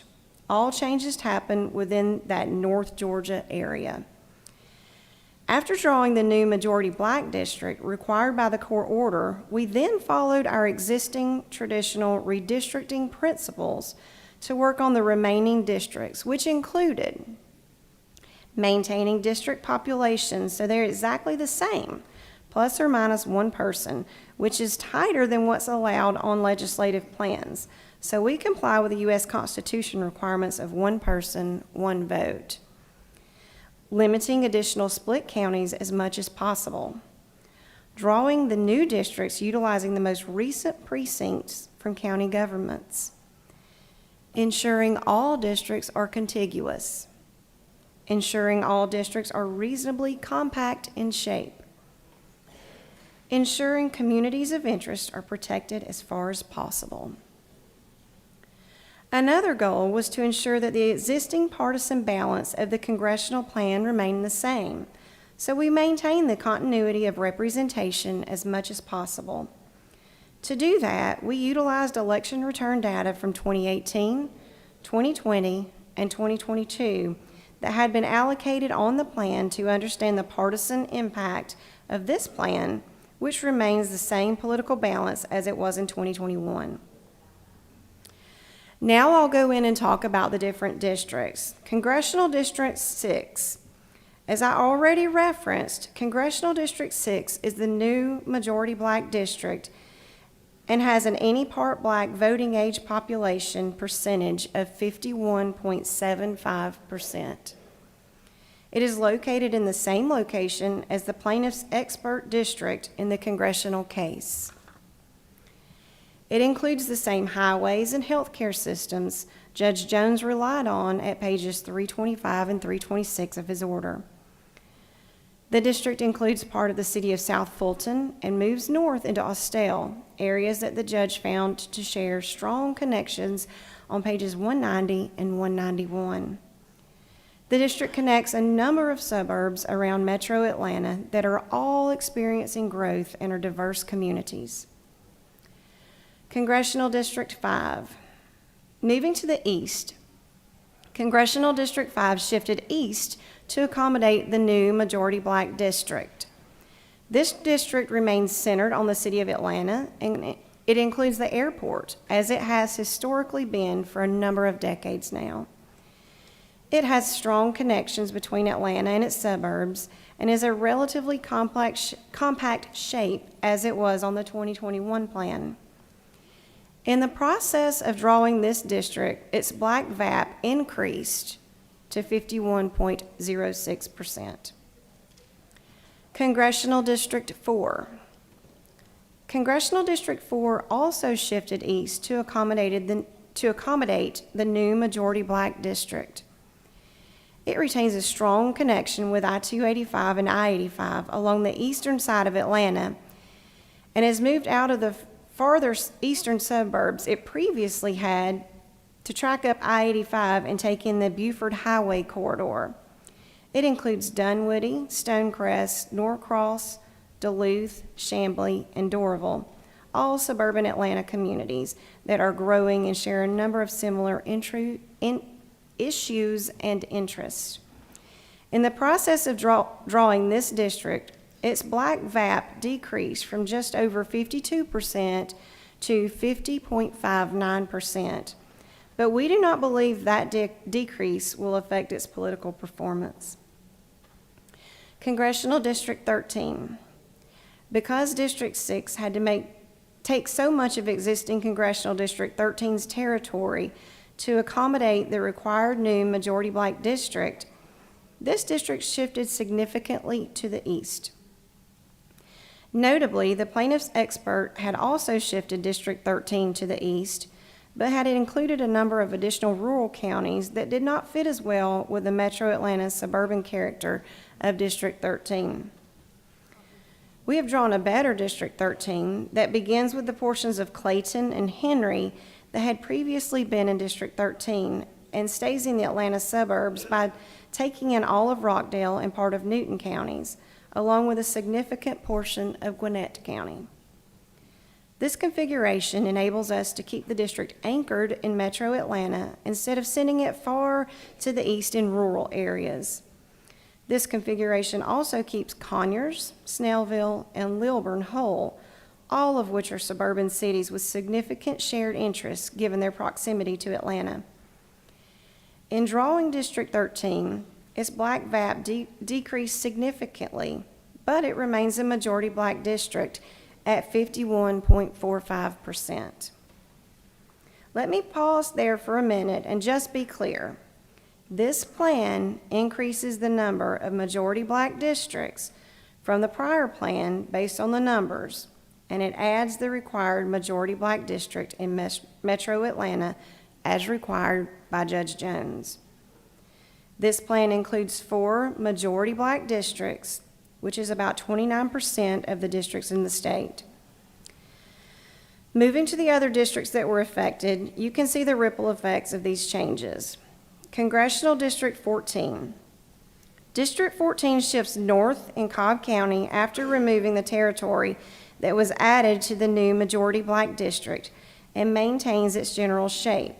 not crossing the mountains at the north part of the district as the plaintiff's expert had done, but instead maintaining the western character of the district. Congressional District 11. District 11 also changes its split of Cobb to accommodate the new district and takes in Gordon County from District 14. In order to ease the burden on election officials, the split of Cherokee County that was previously in place remains the same. Congressional District 7. With all of the shifting in Metro Atlanta and with the wrapping of District 13 into Gwinnett County to maintain its Metro Atlanta focused district, District 7 shifts significantly north to encompass much of the territory previously in District 6.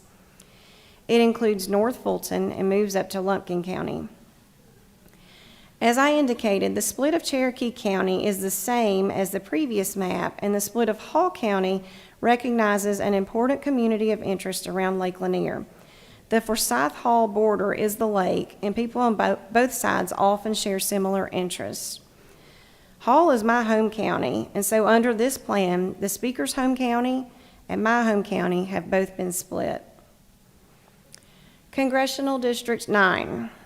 District 9 retains much of its prior character as a mountain-focused district and puts Jackson County back in the district, which is Congressman Clyde's home county. Because of the need for population after adjusting for the new District 7 boundaries, it includes portions of northern Gwinnett County, like it did previously, but on a slightly different boundary. Gwinnett County was split 3 ways previously, but is now split 4 ways because it's a large county, and a lot of the population changes ended up landing in that area. Congressional District 10. This district shifts to accommodate the changes around it as well. Its boundaries in Henry and Newton do not change, but it adds a portion of Gwinnett and takes in Franklin and Hart to account for Jackson going into the 9th.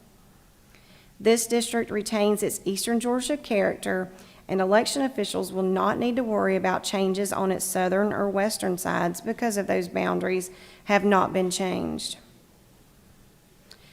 As with the legislative plans, we took Mrs. Wright's expertise into account when creating this plan.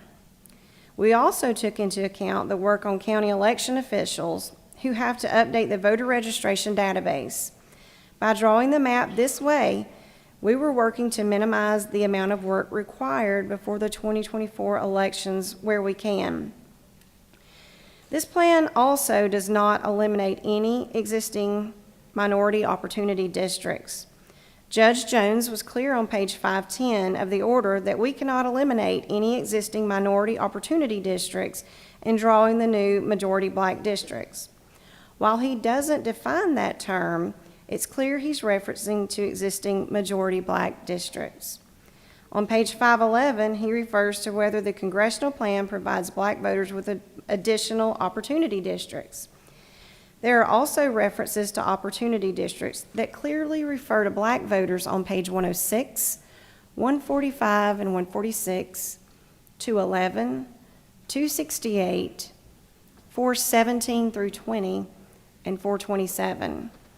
Further, in the context of Section 2, a minority opportunity district must be a district where a single racial group is a majority.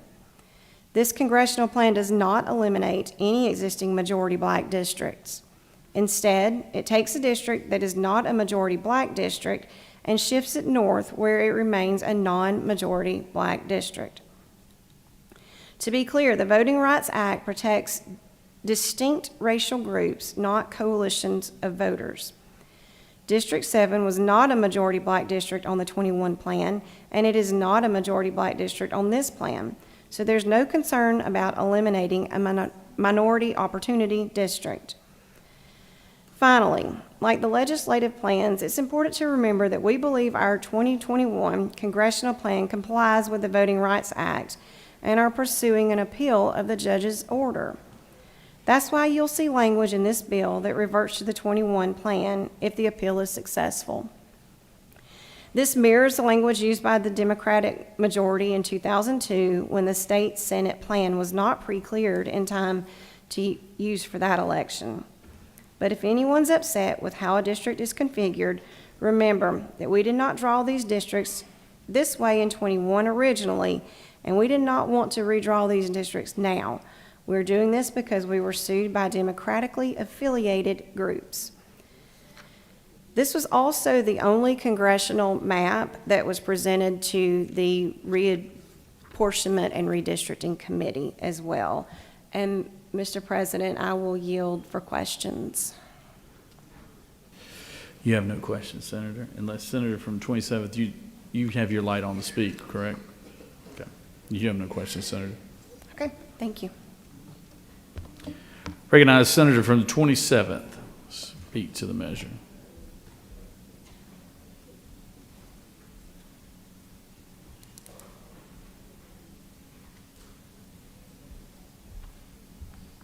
Thank you, Mr. President. Good morning, colleagues. I want to commend the senator from the 49th for the work that she has done getting us to this point. She has brought us a map today that represents the communities of interest in the state of Georgia. And even though it wasn't offered in committee, there is a Democrat map. It's posted on the reapportionment section of the website as the Senate Democratic Caucus plan. But nobody from the Democrat caucus deemed the map worthy of bringing forward for consideration. So through this entire process, we have had one map to consider. Today I'd like to unpack a couple of distinctions between these two maps. I'm thinking of this in my own head as a tale of two maps or a tale of two plans, because they are very different. The plan from Chair Echols ensures the communities of interest are protected. The Democrat plan, if we can call it that, even though they were perhaps for whatever reason too embarrassed to bring it forward, was drawn by Mr. Cooper in the legislative process. I don't know a Mr. Cooper in this room, so I had to do a little bit of research, and I discovered that Mr. Cooper, the man who drew the Democrat plan, is from Virginia. And he admitted in the case that he didn't know much about Georgia and the communities of interest of Georgia. He simply looked at Georgia District 6 and did his best to meet population equality. Didn't look at Georgia as a whole, didn't look at the statewide communities of interest from the mountains to the coast like the chairman did. He looked at Georgia District 6 and considered his work done. And that is the map that the elected Democrat senators from the state of Georgia put forward as their plan, a plan drawn by a man from Virginia. The chairman's map ensures that Georgia communities are protected. Unlike the plan from Virginia, it does not place Hancock County into the same district as the Northeast Georgia mountains. Unlike the plan from Virginia, it does not cross the mountain range in the north part of the state, but maintains that line between districts 14 and 19. Unlike the plan for Virginia, it doesn't extend District 13 into Jasper County, which, as we all know, is very far from Metro Atlanta. In committee, we heard some complaint from the Democrats that Cobb County is now split three ways. Who else split Cobb County three ways? The man from Virginia, who the Democrats have signed off on his plan. Their plan uses this almost illogical split of Fayette County. It takes just a small number of people out instead of using the existing boundaries. The Democrats chose to rely on the plaintiff's expert instead of using their own knowledge of the state of Georgia and their own knowledge of the people that they represent. They chose to ignore the availability of the expertise of Gina Wright, who we all have had the opportunity, an open door to her office, to have a map drawn. So I begin to ask myself why. Why didn't the Democrats bring forth a plan? We have a deadline from a judge of Friday to have redrawn these maps, and we had one party bring a map forward. And I'm going to ask the question out loud because I don't know that it's true or not, but it causes me to wonder, do the elected senators of the state of Georgia, each representing about 200,000 people, is it their plan to just let a judge redraw the map? A judge who none of their constituents know, who none of their constituents voted for, But today we're going to see a lot of red on the board from the Democrats, probably from all of the Democrats if the precedent is going to follow through. And a no vote today is not a vote for a plan that was put forward in committee. A no vote today is to abdicate our responsibility under Georgia law to redraw these maps and to outsource them to a man from Virginia. Mr. President, I yield the will. Senators yielded. I recognize the senator from the 39th. Senator from the 39th.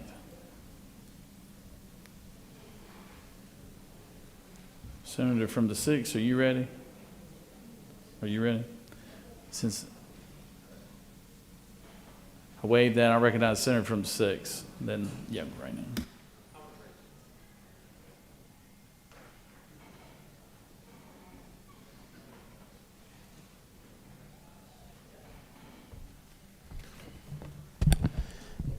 Good morning, colleagues. I rise to speak against the proposed map in SB 3EX and to reiterate what my colleagues have been saying throughout this process.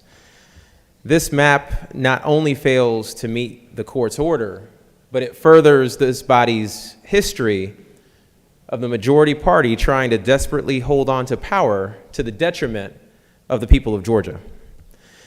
In this instance, this map negatively impacts black voters and other voters of color at a moment when a federal judge asked us to empower voters, not to further dilute their power. So I asked this body, have you done everything you could to ensure that black voters and other voters of color who make up more than 1/3 of the voting population of this state, have you given every opportunity possible for votes to be cast that are equal to every other voter across this state? One person, one vote. Have you as a body respected the fact that the federal judge, who is universally respected and was approved by the U.S. Senate unanimously, has said that voters of color, especially black voters in Georgia, have been harmed by a violation of Section 2 of the Voting Rights Act? The answer is no. This body has chosen to support maps that put party ahead of people. These maps put party ahead of the people of Georgia. It's frustrating and disappointing that the majority of this body would put their political interests ahead of the interests of the political power of black Georgians and other Georgians of color. And what also saddens me is that the majority party in this chamber continues to impose on its residents of the state maps that are heavily gerrymandered and are not representative of the diversity and the beauty of this great state. And here's the thing. You are only making it harder on yourselves. By drawing maps the way you have drawn them, you are making the politics in this state more extreme, more toxic, forcing yourselves to take more extreme positions. You've already seen the dysfunction in Washington, in Congress. In fact, some of you can't stand your congresspeople because of how extreme they are and how unwilling they are to actually do work for the American people. Similarly, in this chamber, I've seen some of you sweat over the votes that you've had to take because of the threat of a primary challenge from someone more extreme. Yet here you are, supporting maps that continue the status quo for the sake of maintaining your power. You know, Mr. President, I was mistaken when I assumed many years ago that Republicans were for competition, that Republicans were for not picking winners and losers. Because clearly, this map and other maps do the complete opposite. Instead of competitive districts, this map reduces the number of them, just like the other ones. Y'all, we should be opposed to these kinds of political tactics. And we should be supporting maps that allow our values and our ideas to compete fairly in the ballot box. Because if you're so confident about the political positions that you take, then you'd be okay with having those values and those beliefs and those ideas compete fairly in the ballot box. It's curious because I heard a colleague of mine speak just a few minutes ago about the great gains that Republicans have made with voters of color. Yet look at what this map does to the most diverse county in this state, Gwinnett County. There is literally no other county on this map that is divided in more ways than y'all divided Gwinnett County. Why? What are you afraid of? I think we know what the reality is. So I'll end with this. I know that the desire here is to maintain power by the majority party, slow the pace of change that you are seeing on the ground across the state. But here's the thing, y'all. You can't stop the change that has been and is coming to Georgia. Democrats will become a majority in this legislature. They will take back offices across this state. It might be in a few years. It'll definitely be by the time that my son is able to sit in this chamber. But know this,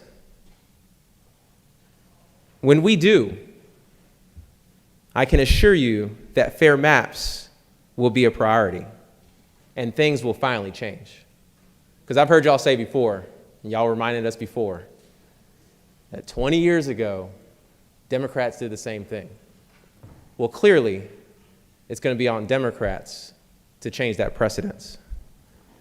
And I, for one, will be a Democrat that will be advocating for something that the Chancellor and former Governor Perdue proposed when he was governor, an independent body to do this line drawing so that we can save ourselves from the time, from the stress of drawing new lines and actually give a voice to every single Georgian. One person, one vote. Colleagues, I urge you to vote against these maps and support fair maps that give every single Georgian equal power in the voting booth. I'm asking you to support competition, and I'm asking you to put people ahead of party and vote no on SB 3EX. I yield the well. Thank you, Senator. Break it down to Senator from the 39th.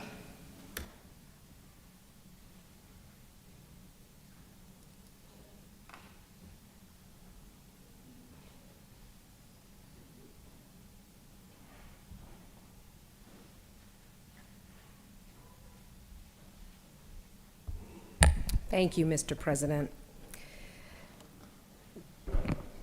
The Voting Rights Act was not just a legislative milestone. It was a promise that every citizen, regardless of their background, would have an equal and unobstructed opportunity to participate in the democratic process. Yet here we are, nearly 60 years later, grappling with districts drawn not to empower, but to dilute the power of certain communities, including my community, Black voters. The map that passed in 2021 and the one before us today carry the echoes of historical injustice. The lines etched on these documents don't just represent geographic boundaries, they represent the barriers that have been erected to stifle the voices of Black citizens. The recent court ruling rightly recognizes this injustice, declaring that the current 2021 maps dilute Black voting power, a stark violation of the very essence of the Voting Rights Act. The judge went on to very clearly provide guidance on how and where to remedy this dilution.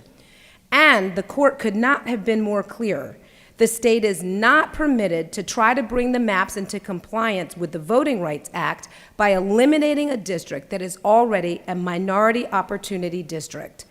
But what does that mean? What is a minority opportunity district?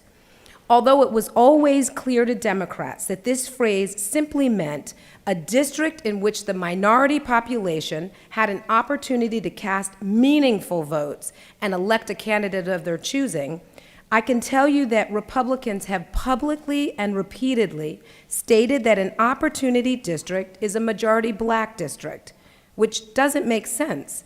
It doesn't make sense generally, and it doesn't make sense in the context of the judge's order. A minority opportunity district is one in which multiple minority groups, with an S, have an opportunity to elect a candidate of their choosing. Republicans have the burden of bringing these maps into compliance with the Voting Rights Act because they are the majority party. And there's no evidence that they've looked to other decisions within the 11th Circuit to determine what legally constituted a minority opportunity district. Instead, they created their own definition, one that benefited them. They accepted a definition that exists in no dictionary and no reported case. In committee, Republicans stated that minority opportunity district means a district in which a single racial group is majority. Those are their words, reflective of the position of the Republican committee members. But that is not what the 11th Circuit has said. In Concerned Citizens of Hardy County versus Hardy County Board of Commissioners, the 11th Circuit stated that two minority groups may be a single Section 2 minority if they can establish that they behave in a politically cohesive manner, on page 526. The Republican definition does not comport with this. It makes sense, though, that the Republicans would adopt this definition because it's being used to their benefit. And they use this definition to destroy Congressional District 7. This Republican map separates voters from the current Congressional District 7 in order to create a new, different majority black district from having 67% black voters down to having 33%. That violates the court's order, period. And that's not how this is supposed to go. I would implore the Republicans' constituents to ask them why they've accepted this definition of minority opportunity district and why they think it's going to pass muster under Judge Jones' scrutiny, which everyone we know from both sides of the aisle trusts. Gerrymandered districts with their contorted shapes and strategic disbursement of voters undermine the principle of fair representation. The intent is clear: to manipulate the electoral landscape, to fragment communities, and to dilute the collective strength of those whose voices have historically been marginalized. Our duty here is not just to correct the maps, but to also uphold the spirit of the Voting Rights Act, making sure that every vote matters. The path forward demands a collective dedication to rectifying the wrongs of gerrymandering, ensuring that every voice is heard, and that every vote truly counts. By voting no on this map, we have a chance right here, right now, to make a real difference for Georgians, to make sure that each of their votes is not only counted, but that it counts in a meaningful way. Thank you, Mr. President. I yield the well. Thank you, Senator. Recognize the senator from the 7th.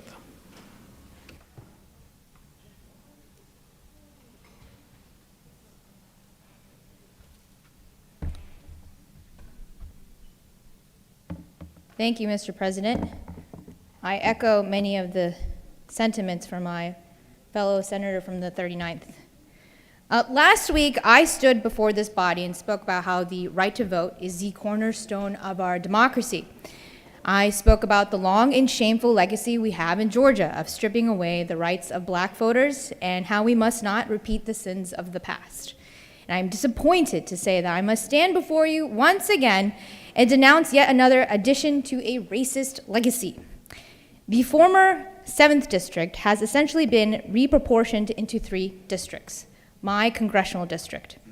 The part of the district with the largest population of Hispanic voters has been drawn into the 4th. The southern and central parts, including Grayson, Lilburn, and East Loganville, have been placed in the 14th, and the eastern portions have been drawn into the 10th district.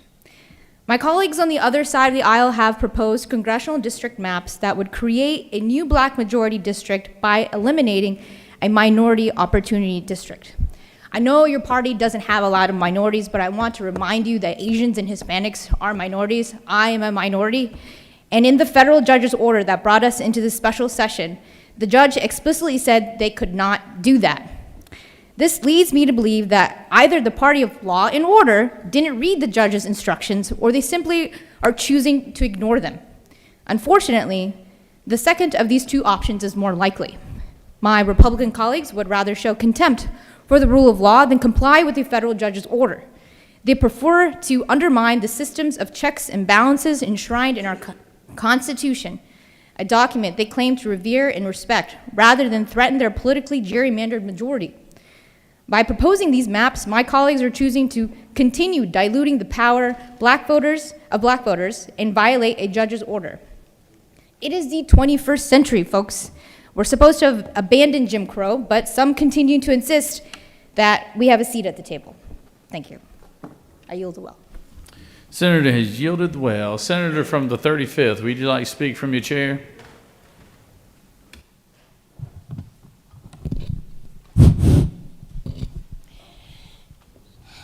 Thank you, Mr. President. I appreciate the opportunity to address this issue from my seat today. And I thank you, everyone, for listening, because I sit here today to talk about Congressional District 13, a district that I ran in many years ago and got 46% of the vote. Could never do it now.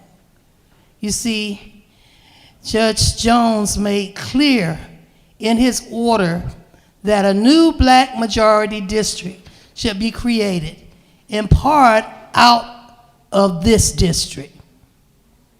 Does the Republican map do that? I say no. No, Republicans dismantle current District 7, a minority opportunity district.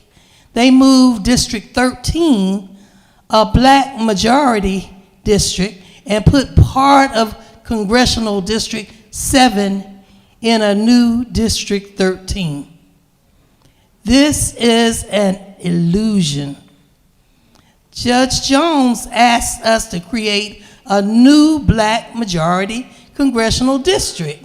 He said we could not get rid of opportunity districts to create that new district. But that's exactly what the majority asked us to do. Black voters were packed into the Congressional District 13. Judge Jones made that clear. But our job was to unpack those and other black voters and empower black voters, unlike the 2021 map did.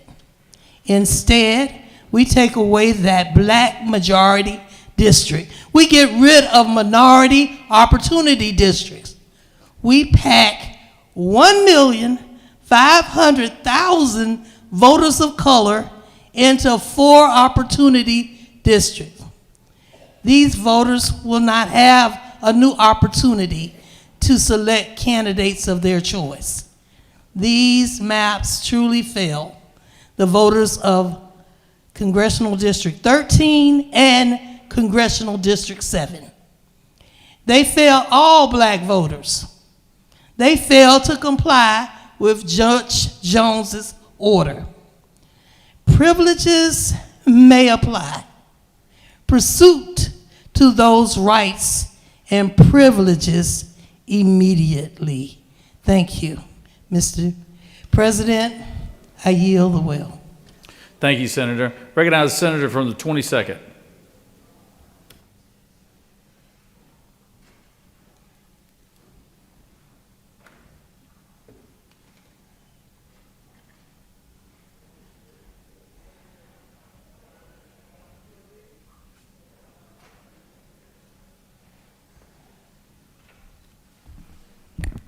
Thank you, Mr. President. I'll be brief to go through this because I actually believe we're making a pretty simple situation kind of complicated.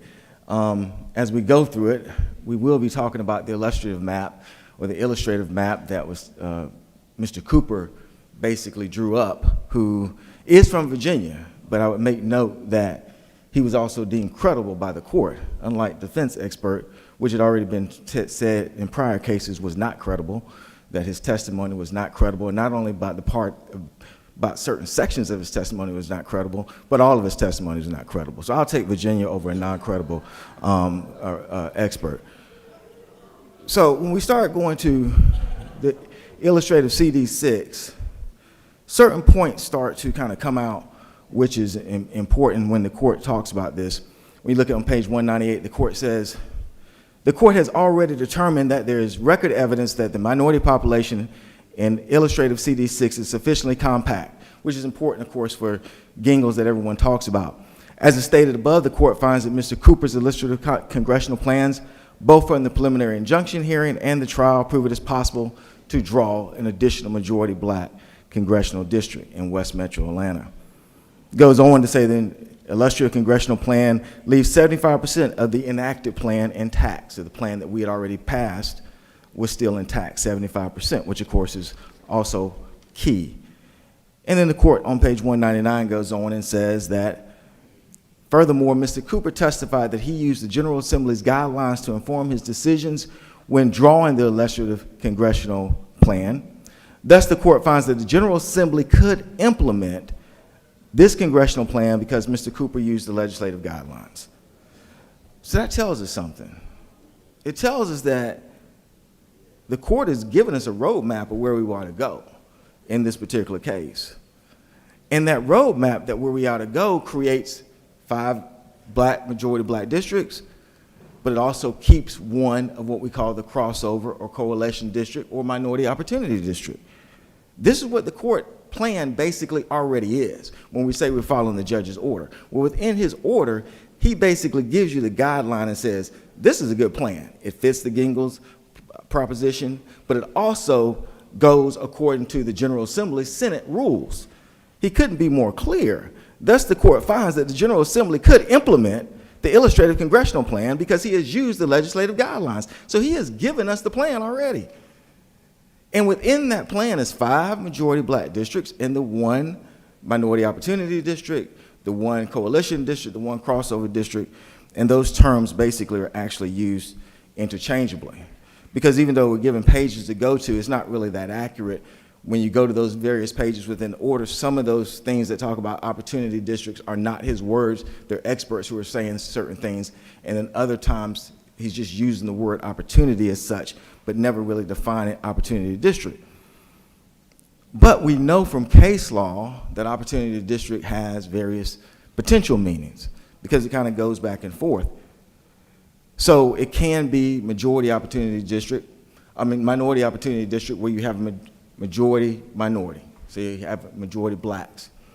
It can be what's called a crossover district where you actually have blacks who team together with whites and they are able to elect the person of the choice of the minority.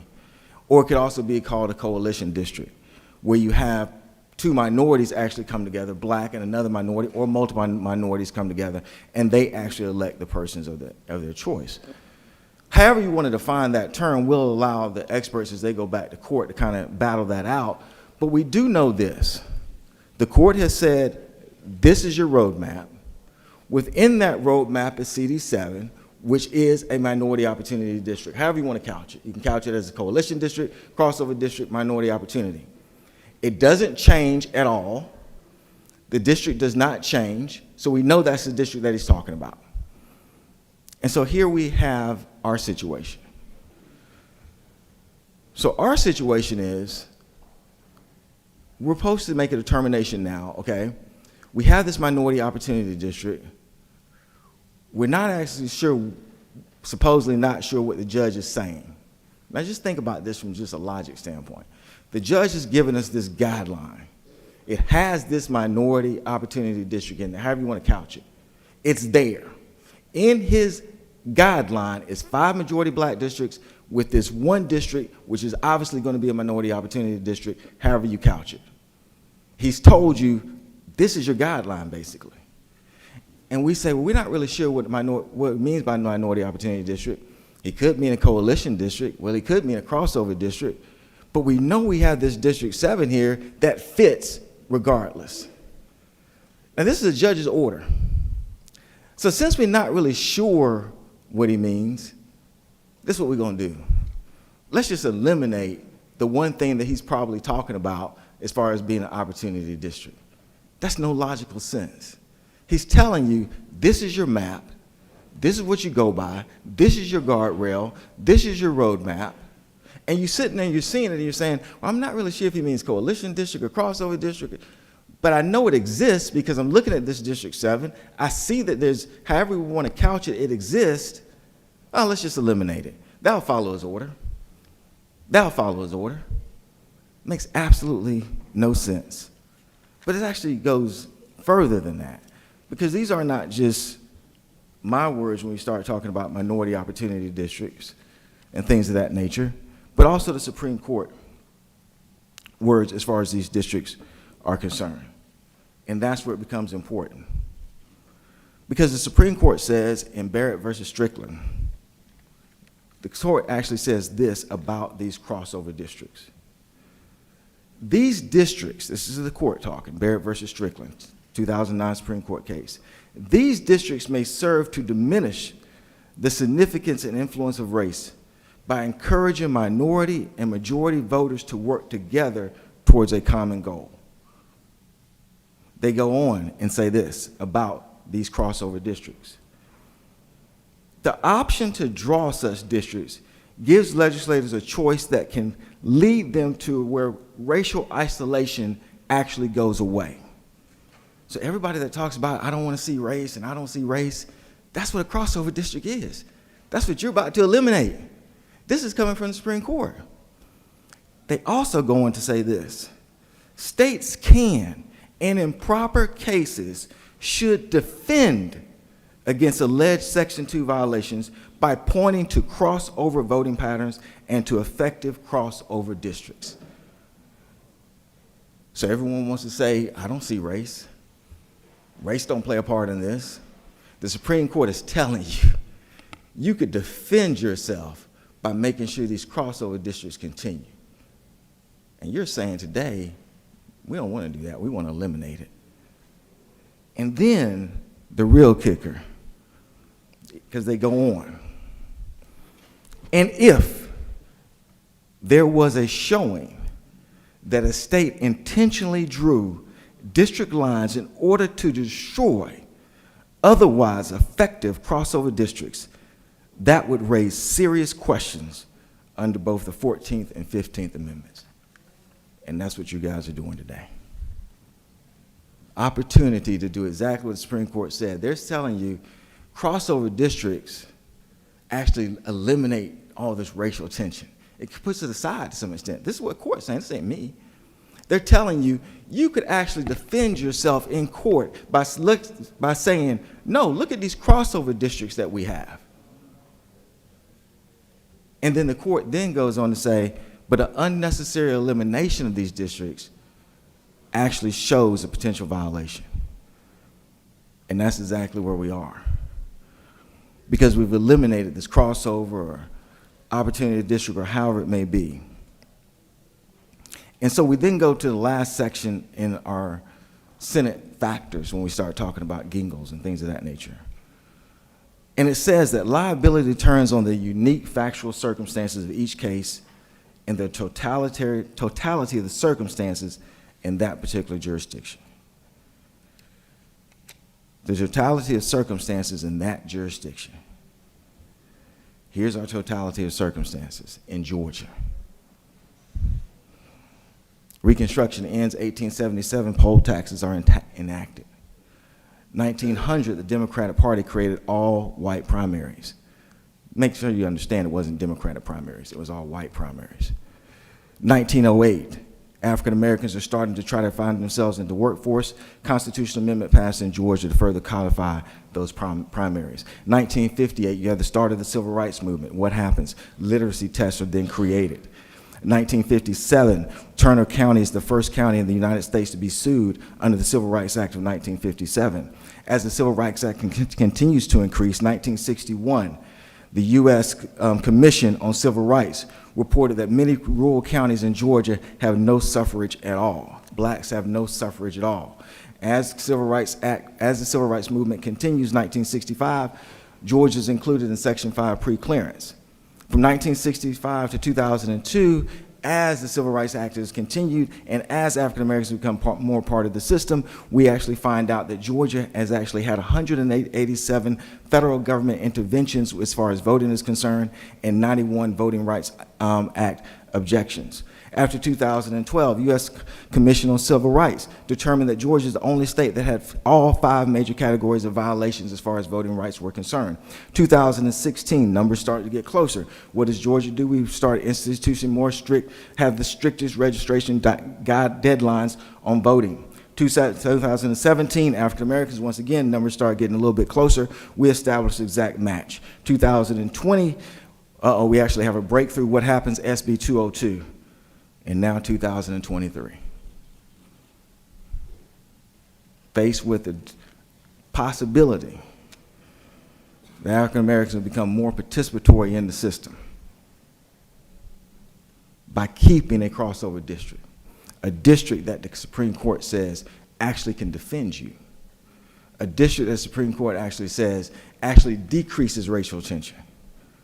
2023, same crossroads, so many legislators have had the opportunity to cross. African American participation trying to continue.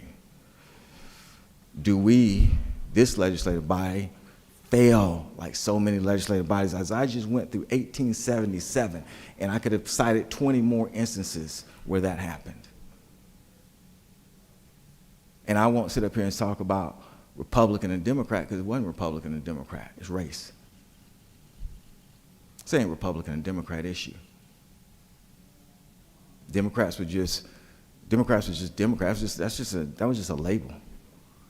You think the persons that they were terrorizing, the blacks they were terrorizing kids, that they were Democrats? This is about fear. At some point in time, we got to get over it. Today would be that day. I just read from the conservative Supreme Court that says those crossover districts actually help us with the racial issue. And it's right here in front of you. It's right here in front of us. And we can make a decision today where we're going to finally go forward on this issue. This ain't no Democrat-Republican issue. I'm tired of that. And I'll even disagree with my colleagues talking about the Democrats going to take over. It's not about that. It's about our African Americans going to continue to be part of this system, this America that we helped build. That's what it's about. That's what it's about.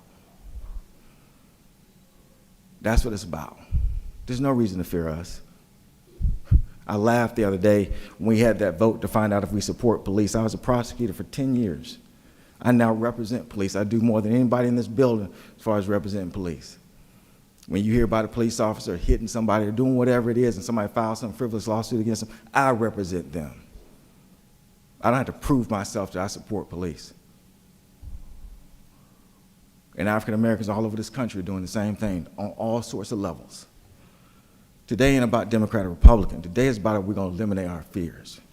I pray that we will. Thank you. I yield the well. Thank you, Senator.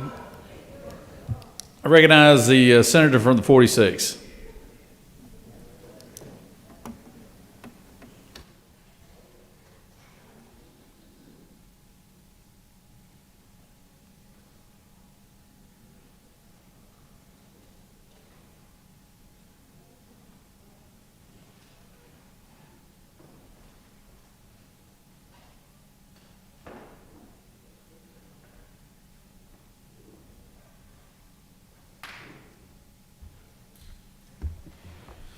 Thank you, Mr. President, colleagues, fellow senators. Let me just sort of wrap this up a little bit for us, and there may be other speakers, but I want to set a few factors straight, and let's make sure we know what we're considering here. our mission as the state Senate is to follow Judge Jones's order. That's why we're having a special session, because he ordered us to either have a special session and in the course of that to redraw these maps to meet the conditions of his order, or to let him do it for us. And in his order, he made it clear that the preference and the legal precedents dictate that courts should allow legislatures to conduct this process through their elected representatives, that all the citizens of Georgia elected us to come here and reach agreement. And he made it clear that we had to draw an additional black district, black majority district, and we've done it. There have been some references to Alabama. We're just like Alabama, etc. Well, we are not like Alabama. We got one guy in this whole Senate that went to Alabama, and you know, he is just pretty roundly ridiculed after he came and gave his silly little speech the other day about beating the dogs. Kudos to you. We're glad about that. Alabama had a case, a redistricting case, similar to ours. And they handled it completely differently than this legislature handled it. Alabama has about 25% of its population that's African American. And they have 7 congressional districts. Their legislature drew a map where they purportedly said, we are going to take other considerations, communities of interest, and we're going to disregard race in drawing our maps. And the result was there was one majority African American district out of 7, significantly less than 25% of their population. And the courts in that state said, you are discriminating and violating Section 2. You need to create one more majority African American district. There needs to be 2 out of 7 to be fair and comply with Section 2 of the Voting Rights Act. They go back in their special session and redraw the maps. They reconfigure some communities of interest, but produced another map that still had 1 African American majority district out of the 7. So they essentially thumbed their nose at their district court and said, we think you're misinterpreting the law, and we're not even going to follow what you said. We're just going to let this go through the courts, and we'll find out who's right and who's wrong. We are handling it totally different than Alabama. We took Judge Jones' instructions, and we followed them. In this map, we created an additional majority black congressional district, and we did it in the exact geographic area he told us to do it.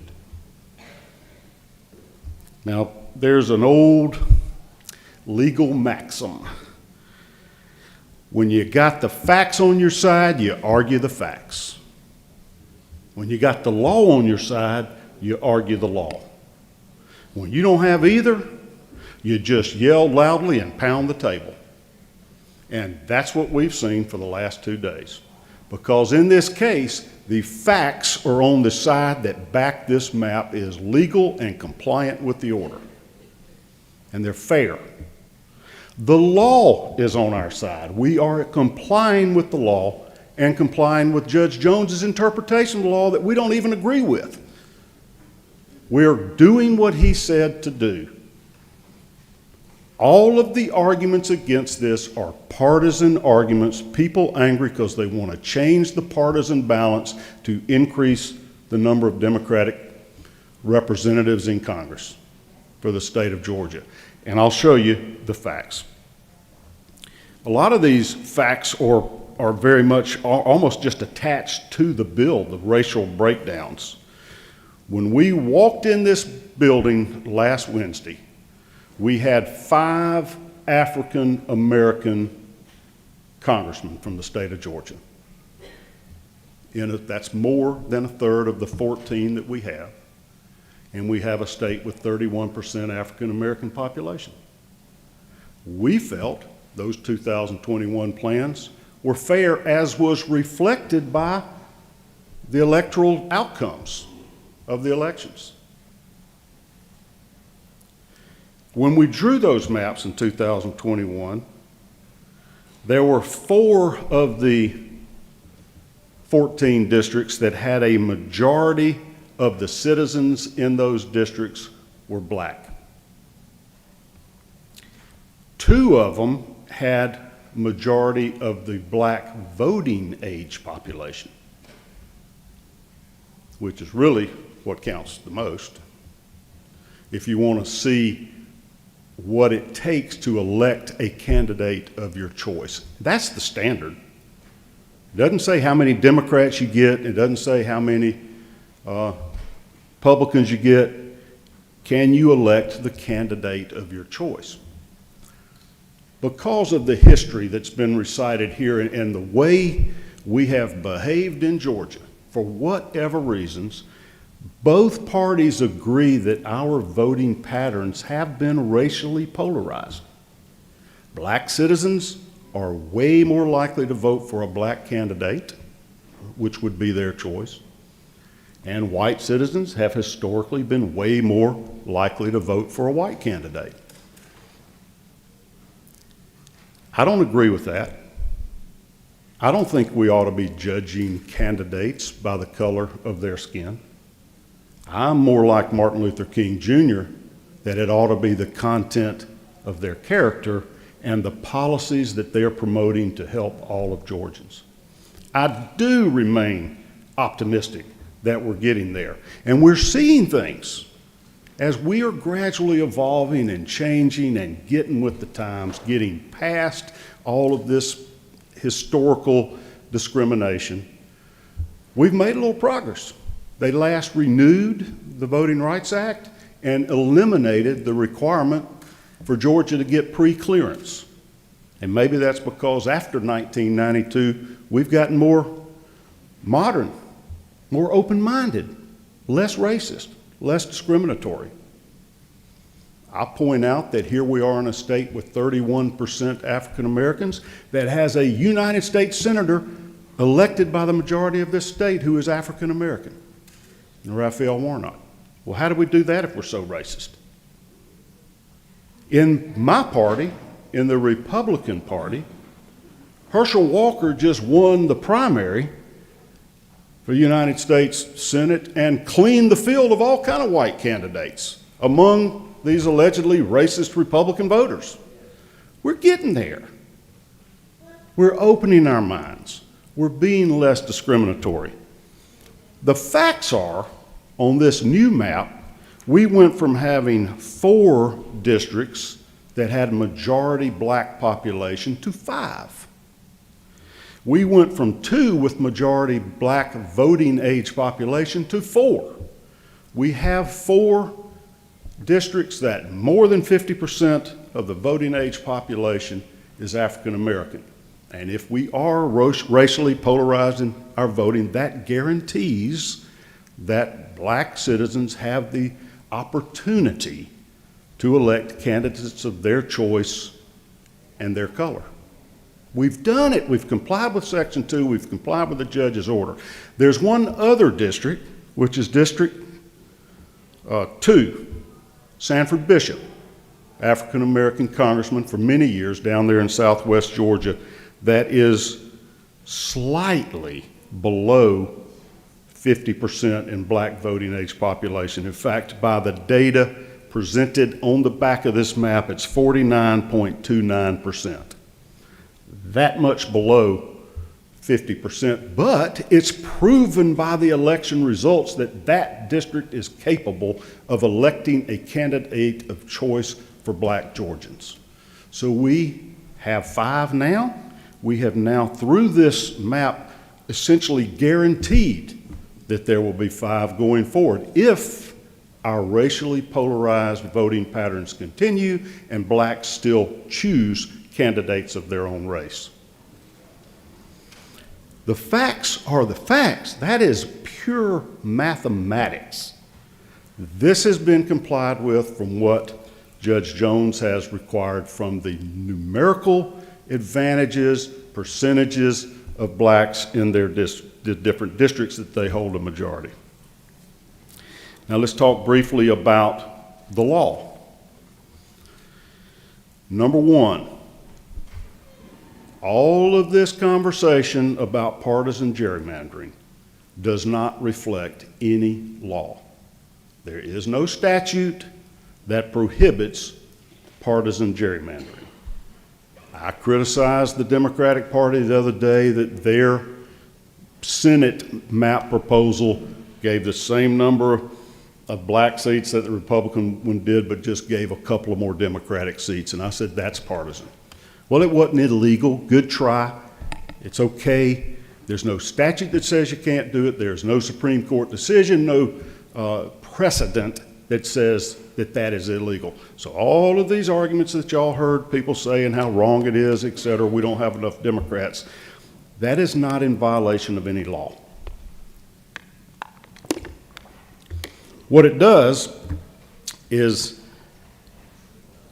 make you, require you to create districts that allow racial minorities to elect the candidate of their choice. And that is interpreted by the courts to mean a single race must be given an opportunity. There is no mention of these coalitions. So that's what we've heard all this argument about, these coalition districts, coalition districts. They're required to allow a minority to be elected by some grouping of numerous minorities. The district that everybody's whipped into a frenzy about here today is District 7, because as we drew that district back in 2021, the majority of the residents within the boundaries were of some racial minority. It was less than 30% African Americans in that district. That is not a minority opportunity district. Even your own arguments have said that it needs to be 37% or more. So nobody has reduced a black minority opportunity district. And Judge Jones cannot be referring to a coalition district because that's not in the law, and that has not been accepted by the courts. There are 13 federal circuit courts of appeal.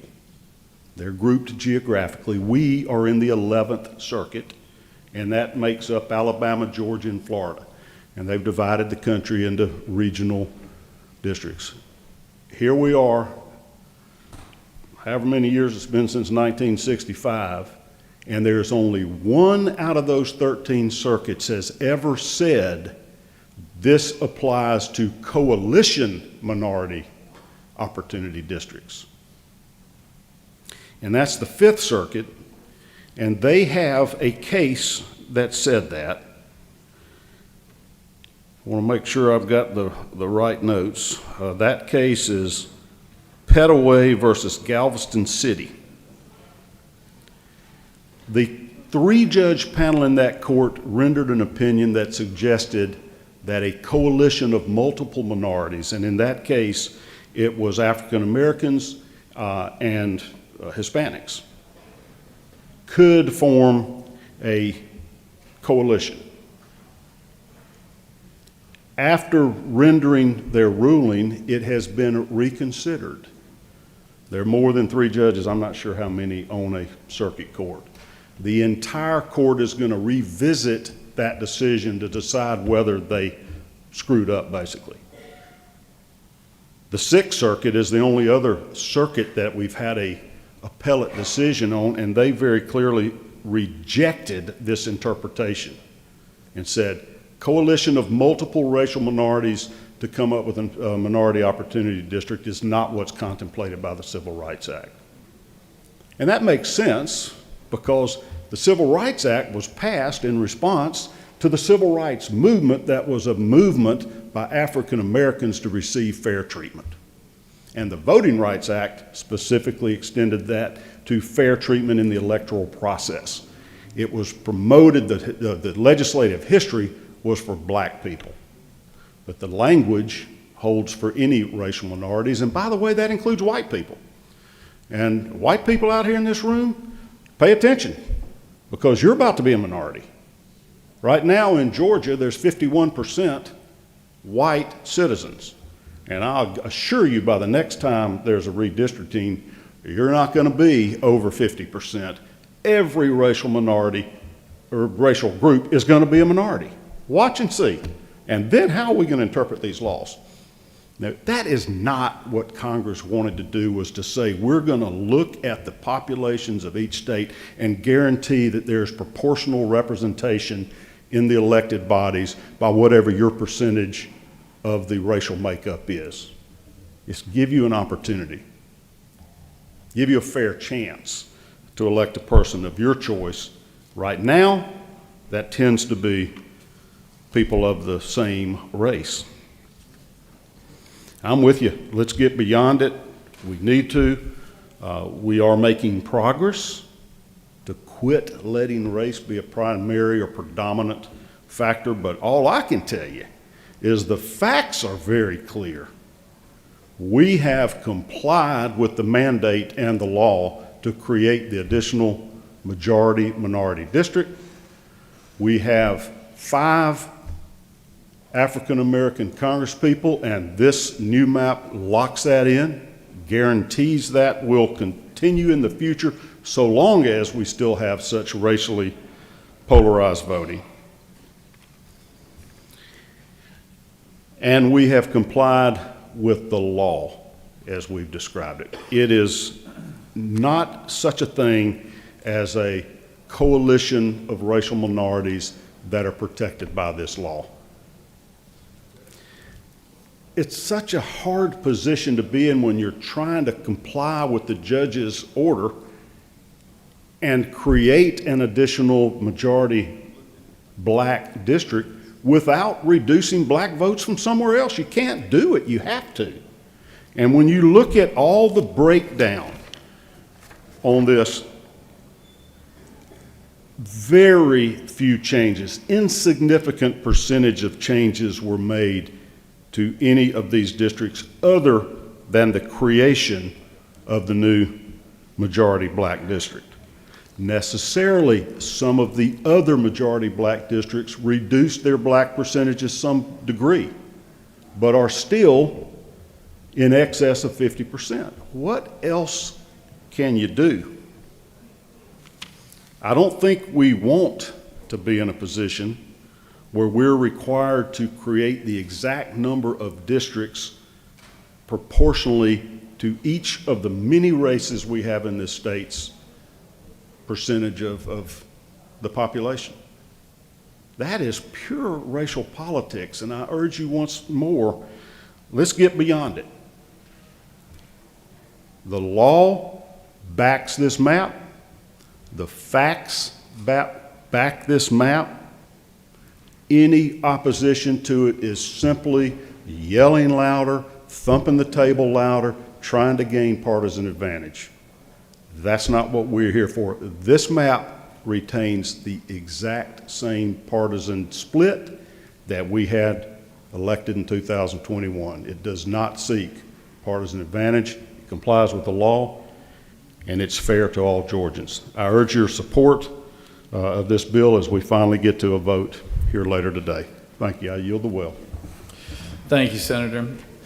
And I want to take this time to thank the minority leader and the majority leader for once again working with our office and getting a line of speakers for today's debate. I assured the minority party that I'd let the senator from the 22nd close debate, and now the majority party, I'll allow the senator from the 18th to close debate here.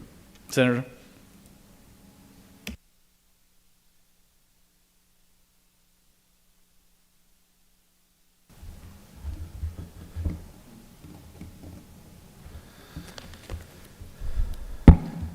Thank you, Mr. President. So, good afternoon, colleagues. We're just into the afternoon. And here we are, concluding the very, very important work that we all gathered here some 5 days ago, 5 business days ago. We're here, as has been said by both sides and everyone, we're here because of a judge's order. 2 years ago, we worked really hard to come up with the maps that we proposed and that were voted on, but there was litigation that ensued, And a judge's order has directed us to take action, and that's exactly what we've done. As y'all know, I know just a little something about the process from having done it 2 years ago and having had the honor of chairing our redistricting reapportionment committee. I want to thank the senator from the 49th for an absolute wonderful job done, who has worked tirelessly in a truncated time frame about something she probably came as she got elected, didn't think that was going to be an area of her expertise, but she has developed an expertise in it, and I thank her, and she's brought that in an extremely fair hand and an even-handed process as she managed her committee and managed the process that we all walked down this road together that brought us here together last Wednesday. Congressional maps are notoriously difficult because you have to ensure that there is zero population deviation. Unlike, as y'all remember last year or 2 years ago, and also what we experienced this time, the Senate maps can be within a certain degree, and we, as we heard from the senator from the 50th, the objective was to have a population deviation of no more than 1%. We've done that, but it's a lot more difficult with the congressional because it literally has to be to the person. Each of our congressional districts have to be the exact same number unless the math works out where it can be one and has to be one off. But in essence, it has to be equal.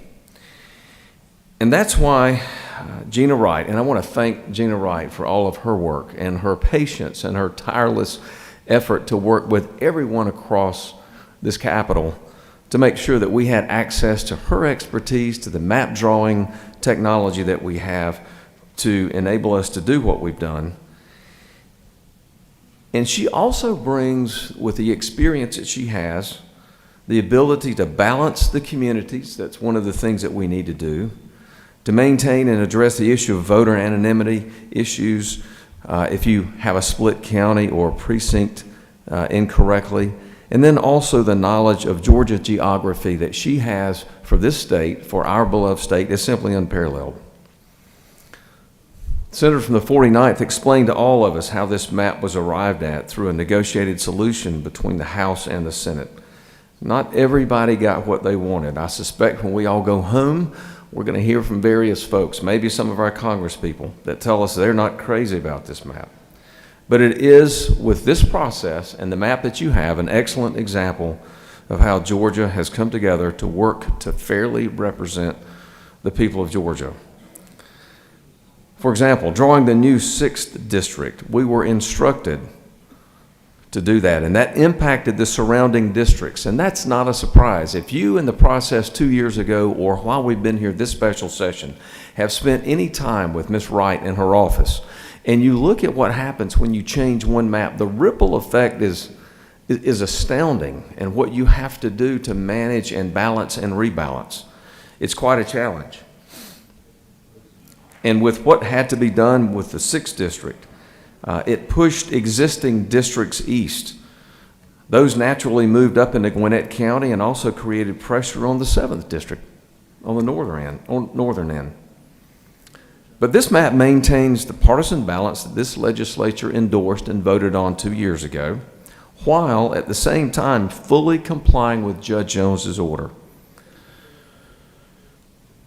And we know that the Voting Rights Act does not protect Democratic or Republican officials or Democratic or Republican principles. It protects voters. It's not about us. It's about the people we get elected by and come here to represent. Judge Jones has told us how to comply, and we have done that, and that's what you see in the order that you have to vote on.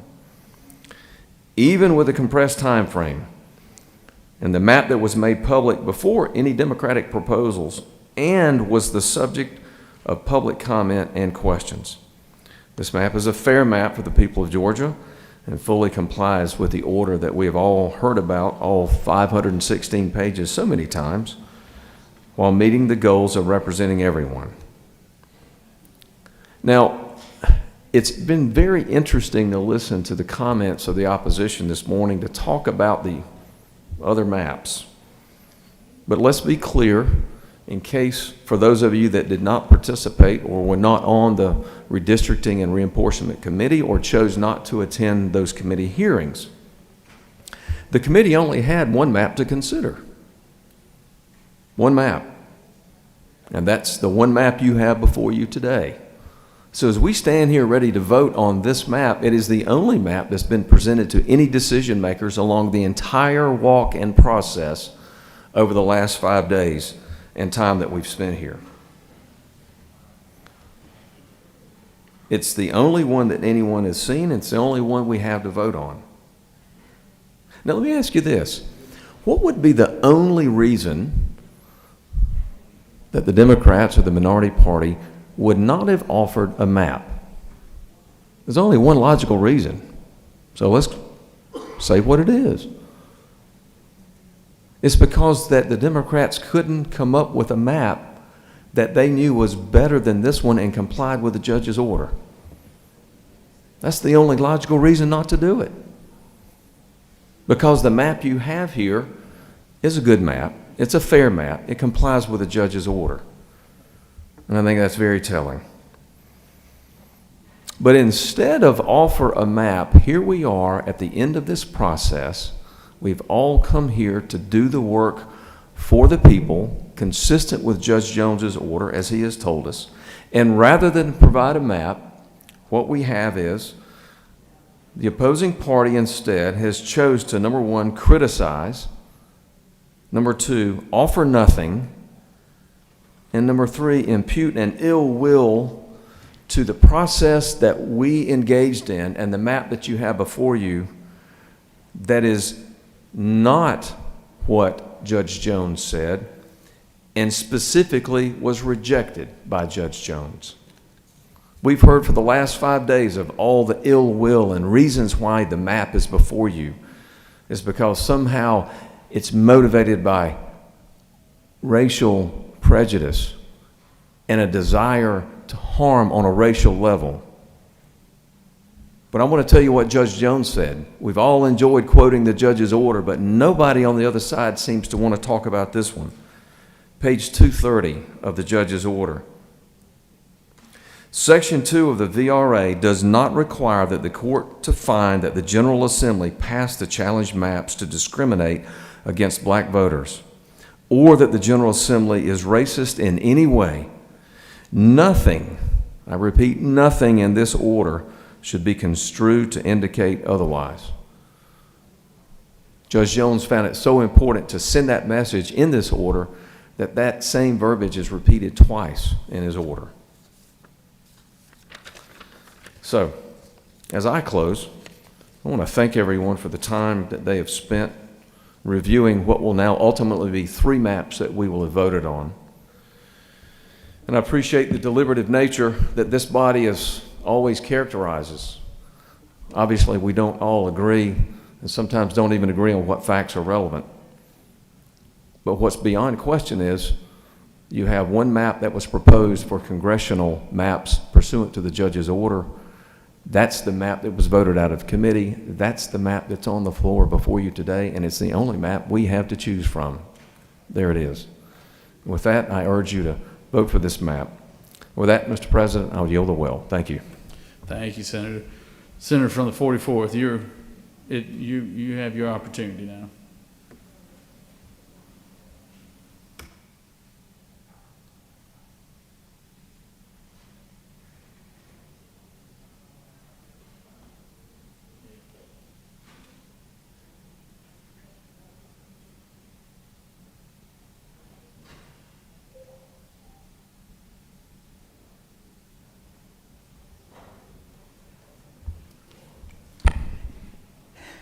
Thank you very much, Mr. President. Colleagues, I rise today to discuss the proposed changes to the congressional map. In a 516-page order, Judge Jones ordered that the enacted congressional districts 3, 6, 11, 13, and 14 violated the Voting Rights Act. To remedy the violation of the Voting Rights Act, Judge Jones specifically held that an additional majority black congressional district be drawn in West Metro Atlanta area. To achieve this result, Republicans claim that they have strictly complied with the court's order and only made changes necessary to comply with the order. Well, their actions don't match their words. The Republican map follows the same gerrymandering tactics as the proposed legislative maps. It cracks and packs black voters in the Atlanta metro area to the disadvantage of black voters and in violation of the Voting Rights Act. And the Republican proposals appears to target a black incumbent yet again, who represents a district that was not identified by the court as violating the Voting Rights Act. Congressional District 7 is currently represented by Lucy McBath. Lucy McBath entered the political scene after a personal tragedy. After her 17-year-old son, Jordan Davis, was shot and killed. At that time, our hearts ached for her because of the circumstances surrounding his death.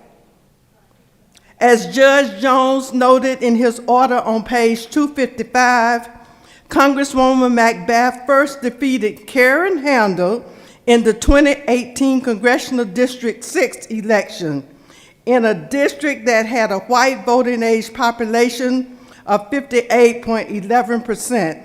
Her election was historic, and she has worked hard in that district to represent her constituents. And then in 2021 redistricting session, the district represented by McBath was significantly altered by Republican state legislators. Now again, the district represented by McBath is being significantly altered. Under this proposal, Congressional District 7 goes from 67% minority voting age population to 33% minority voting age population. Additionally, Representative McBath is now paired with another incumbent representative. This is not right, and the changes to District 7 were unnecessary. Senators, it's not right. Look at it. The Voting Rights Act was created to protect black voters and to allow them to elect representatives, if they so choose, to look like them and represent their voices. Because of things like this, because they are worried that their rights will be taken away or ignored. The Voting Rights Act was created after years of protests and marching by black voters and black people to have their rights, voting rights, respected. I'm so glad that we still use the slogan, hands that once picked cotton can now pick presidents of the United States of America and other elected officials. This Republican map, as drawn, does not protect black voters, and it targets black representatives. This is disappointing, because I would hope that each person in here, in this chamber, wants to protect the voting rights of black Georgians. It is time for this body to do the right thing. I ask you to vote down this map. I yield the will. I'm sorry, Mr. President, thank you very much. I yield the will. Thank you, Senator.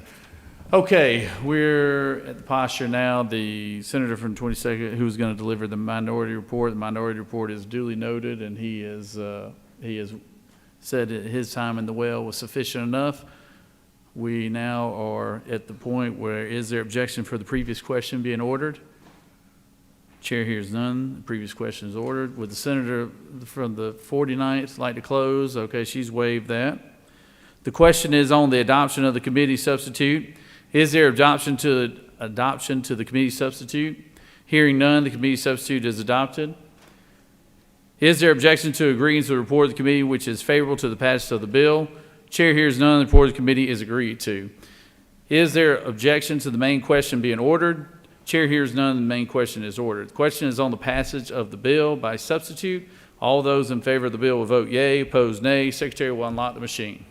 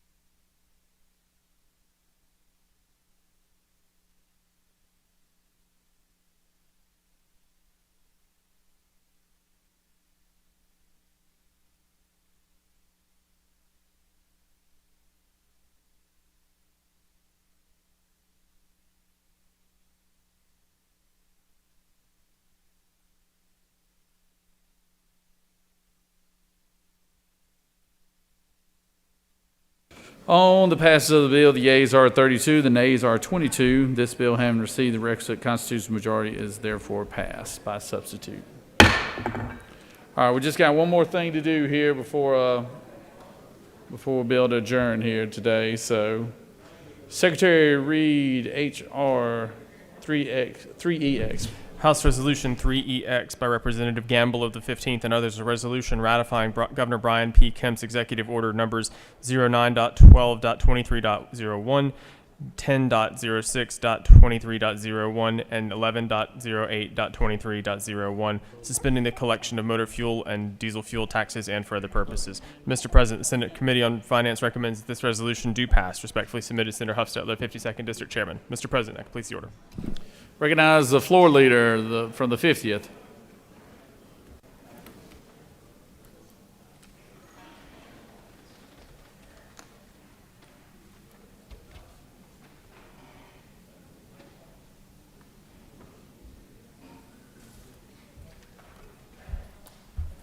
Thank you, Mr. President.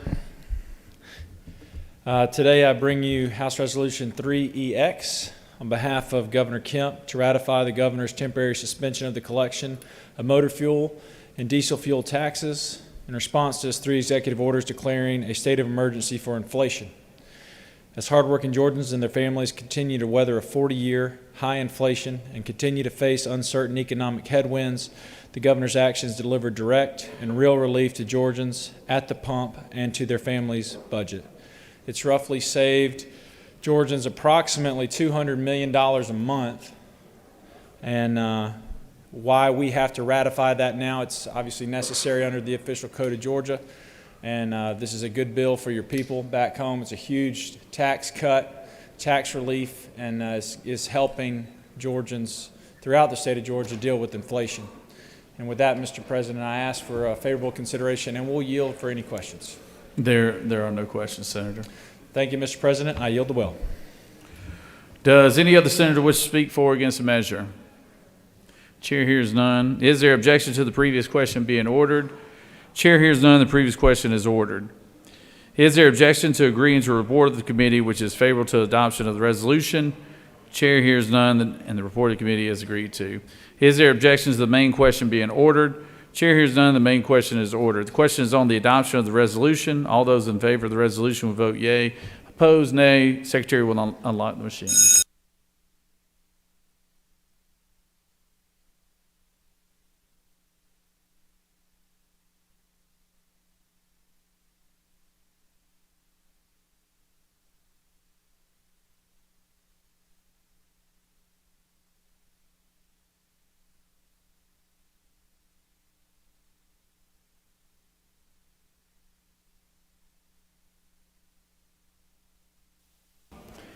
State your inquiry. Parliamentary inquiry.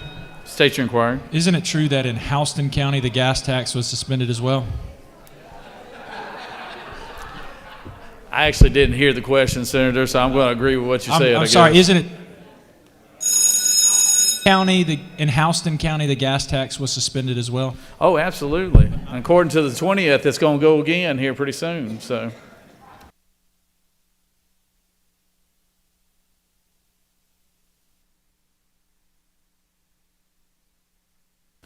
I mean, you even sound like you had a southern accent when you said Houston County like that, Senator. On the adoption of resolution, the yeas are 52, the nays are 2. This resolution, having received the requisite constitutional majority, is therefore adopted. Recognize the majority leader for a motion. Yes, sir. I move that the Senate stand adjourned until 10 a.m. Wednesday, December the 6th. The majority leader has moved that the Senate stand adjourned until 10 a.m. Wednesday the 6th. All those in favor of the motion will say yay. All those opposed, no. The ayes clearly have it. We're adjourned.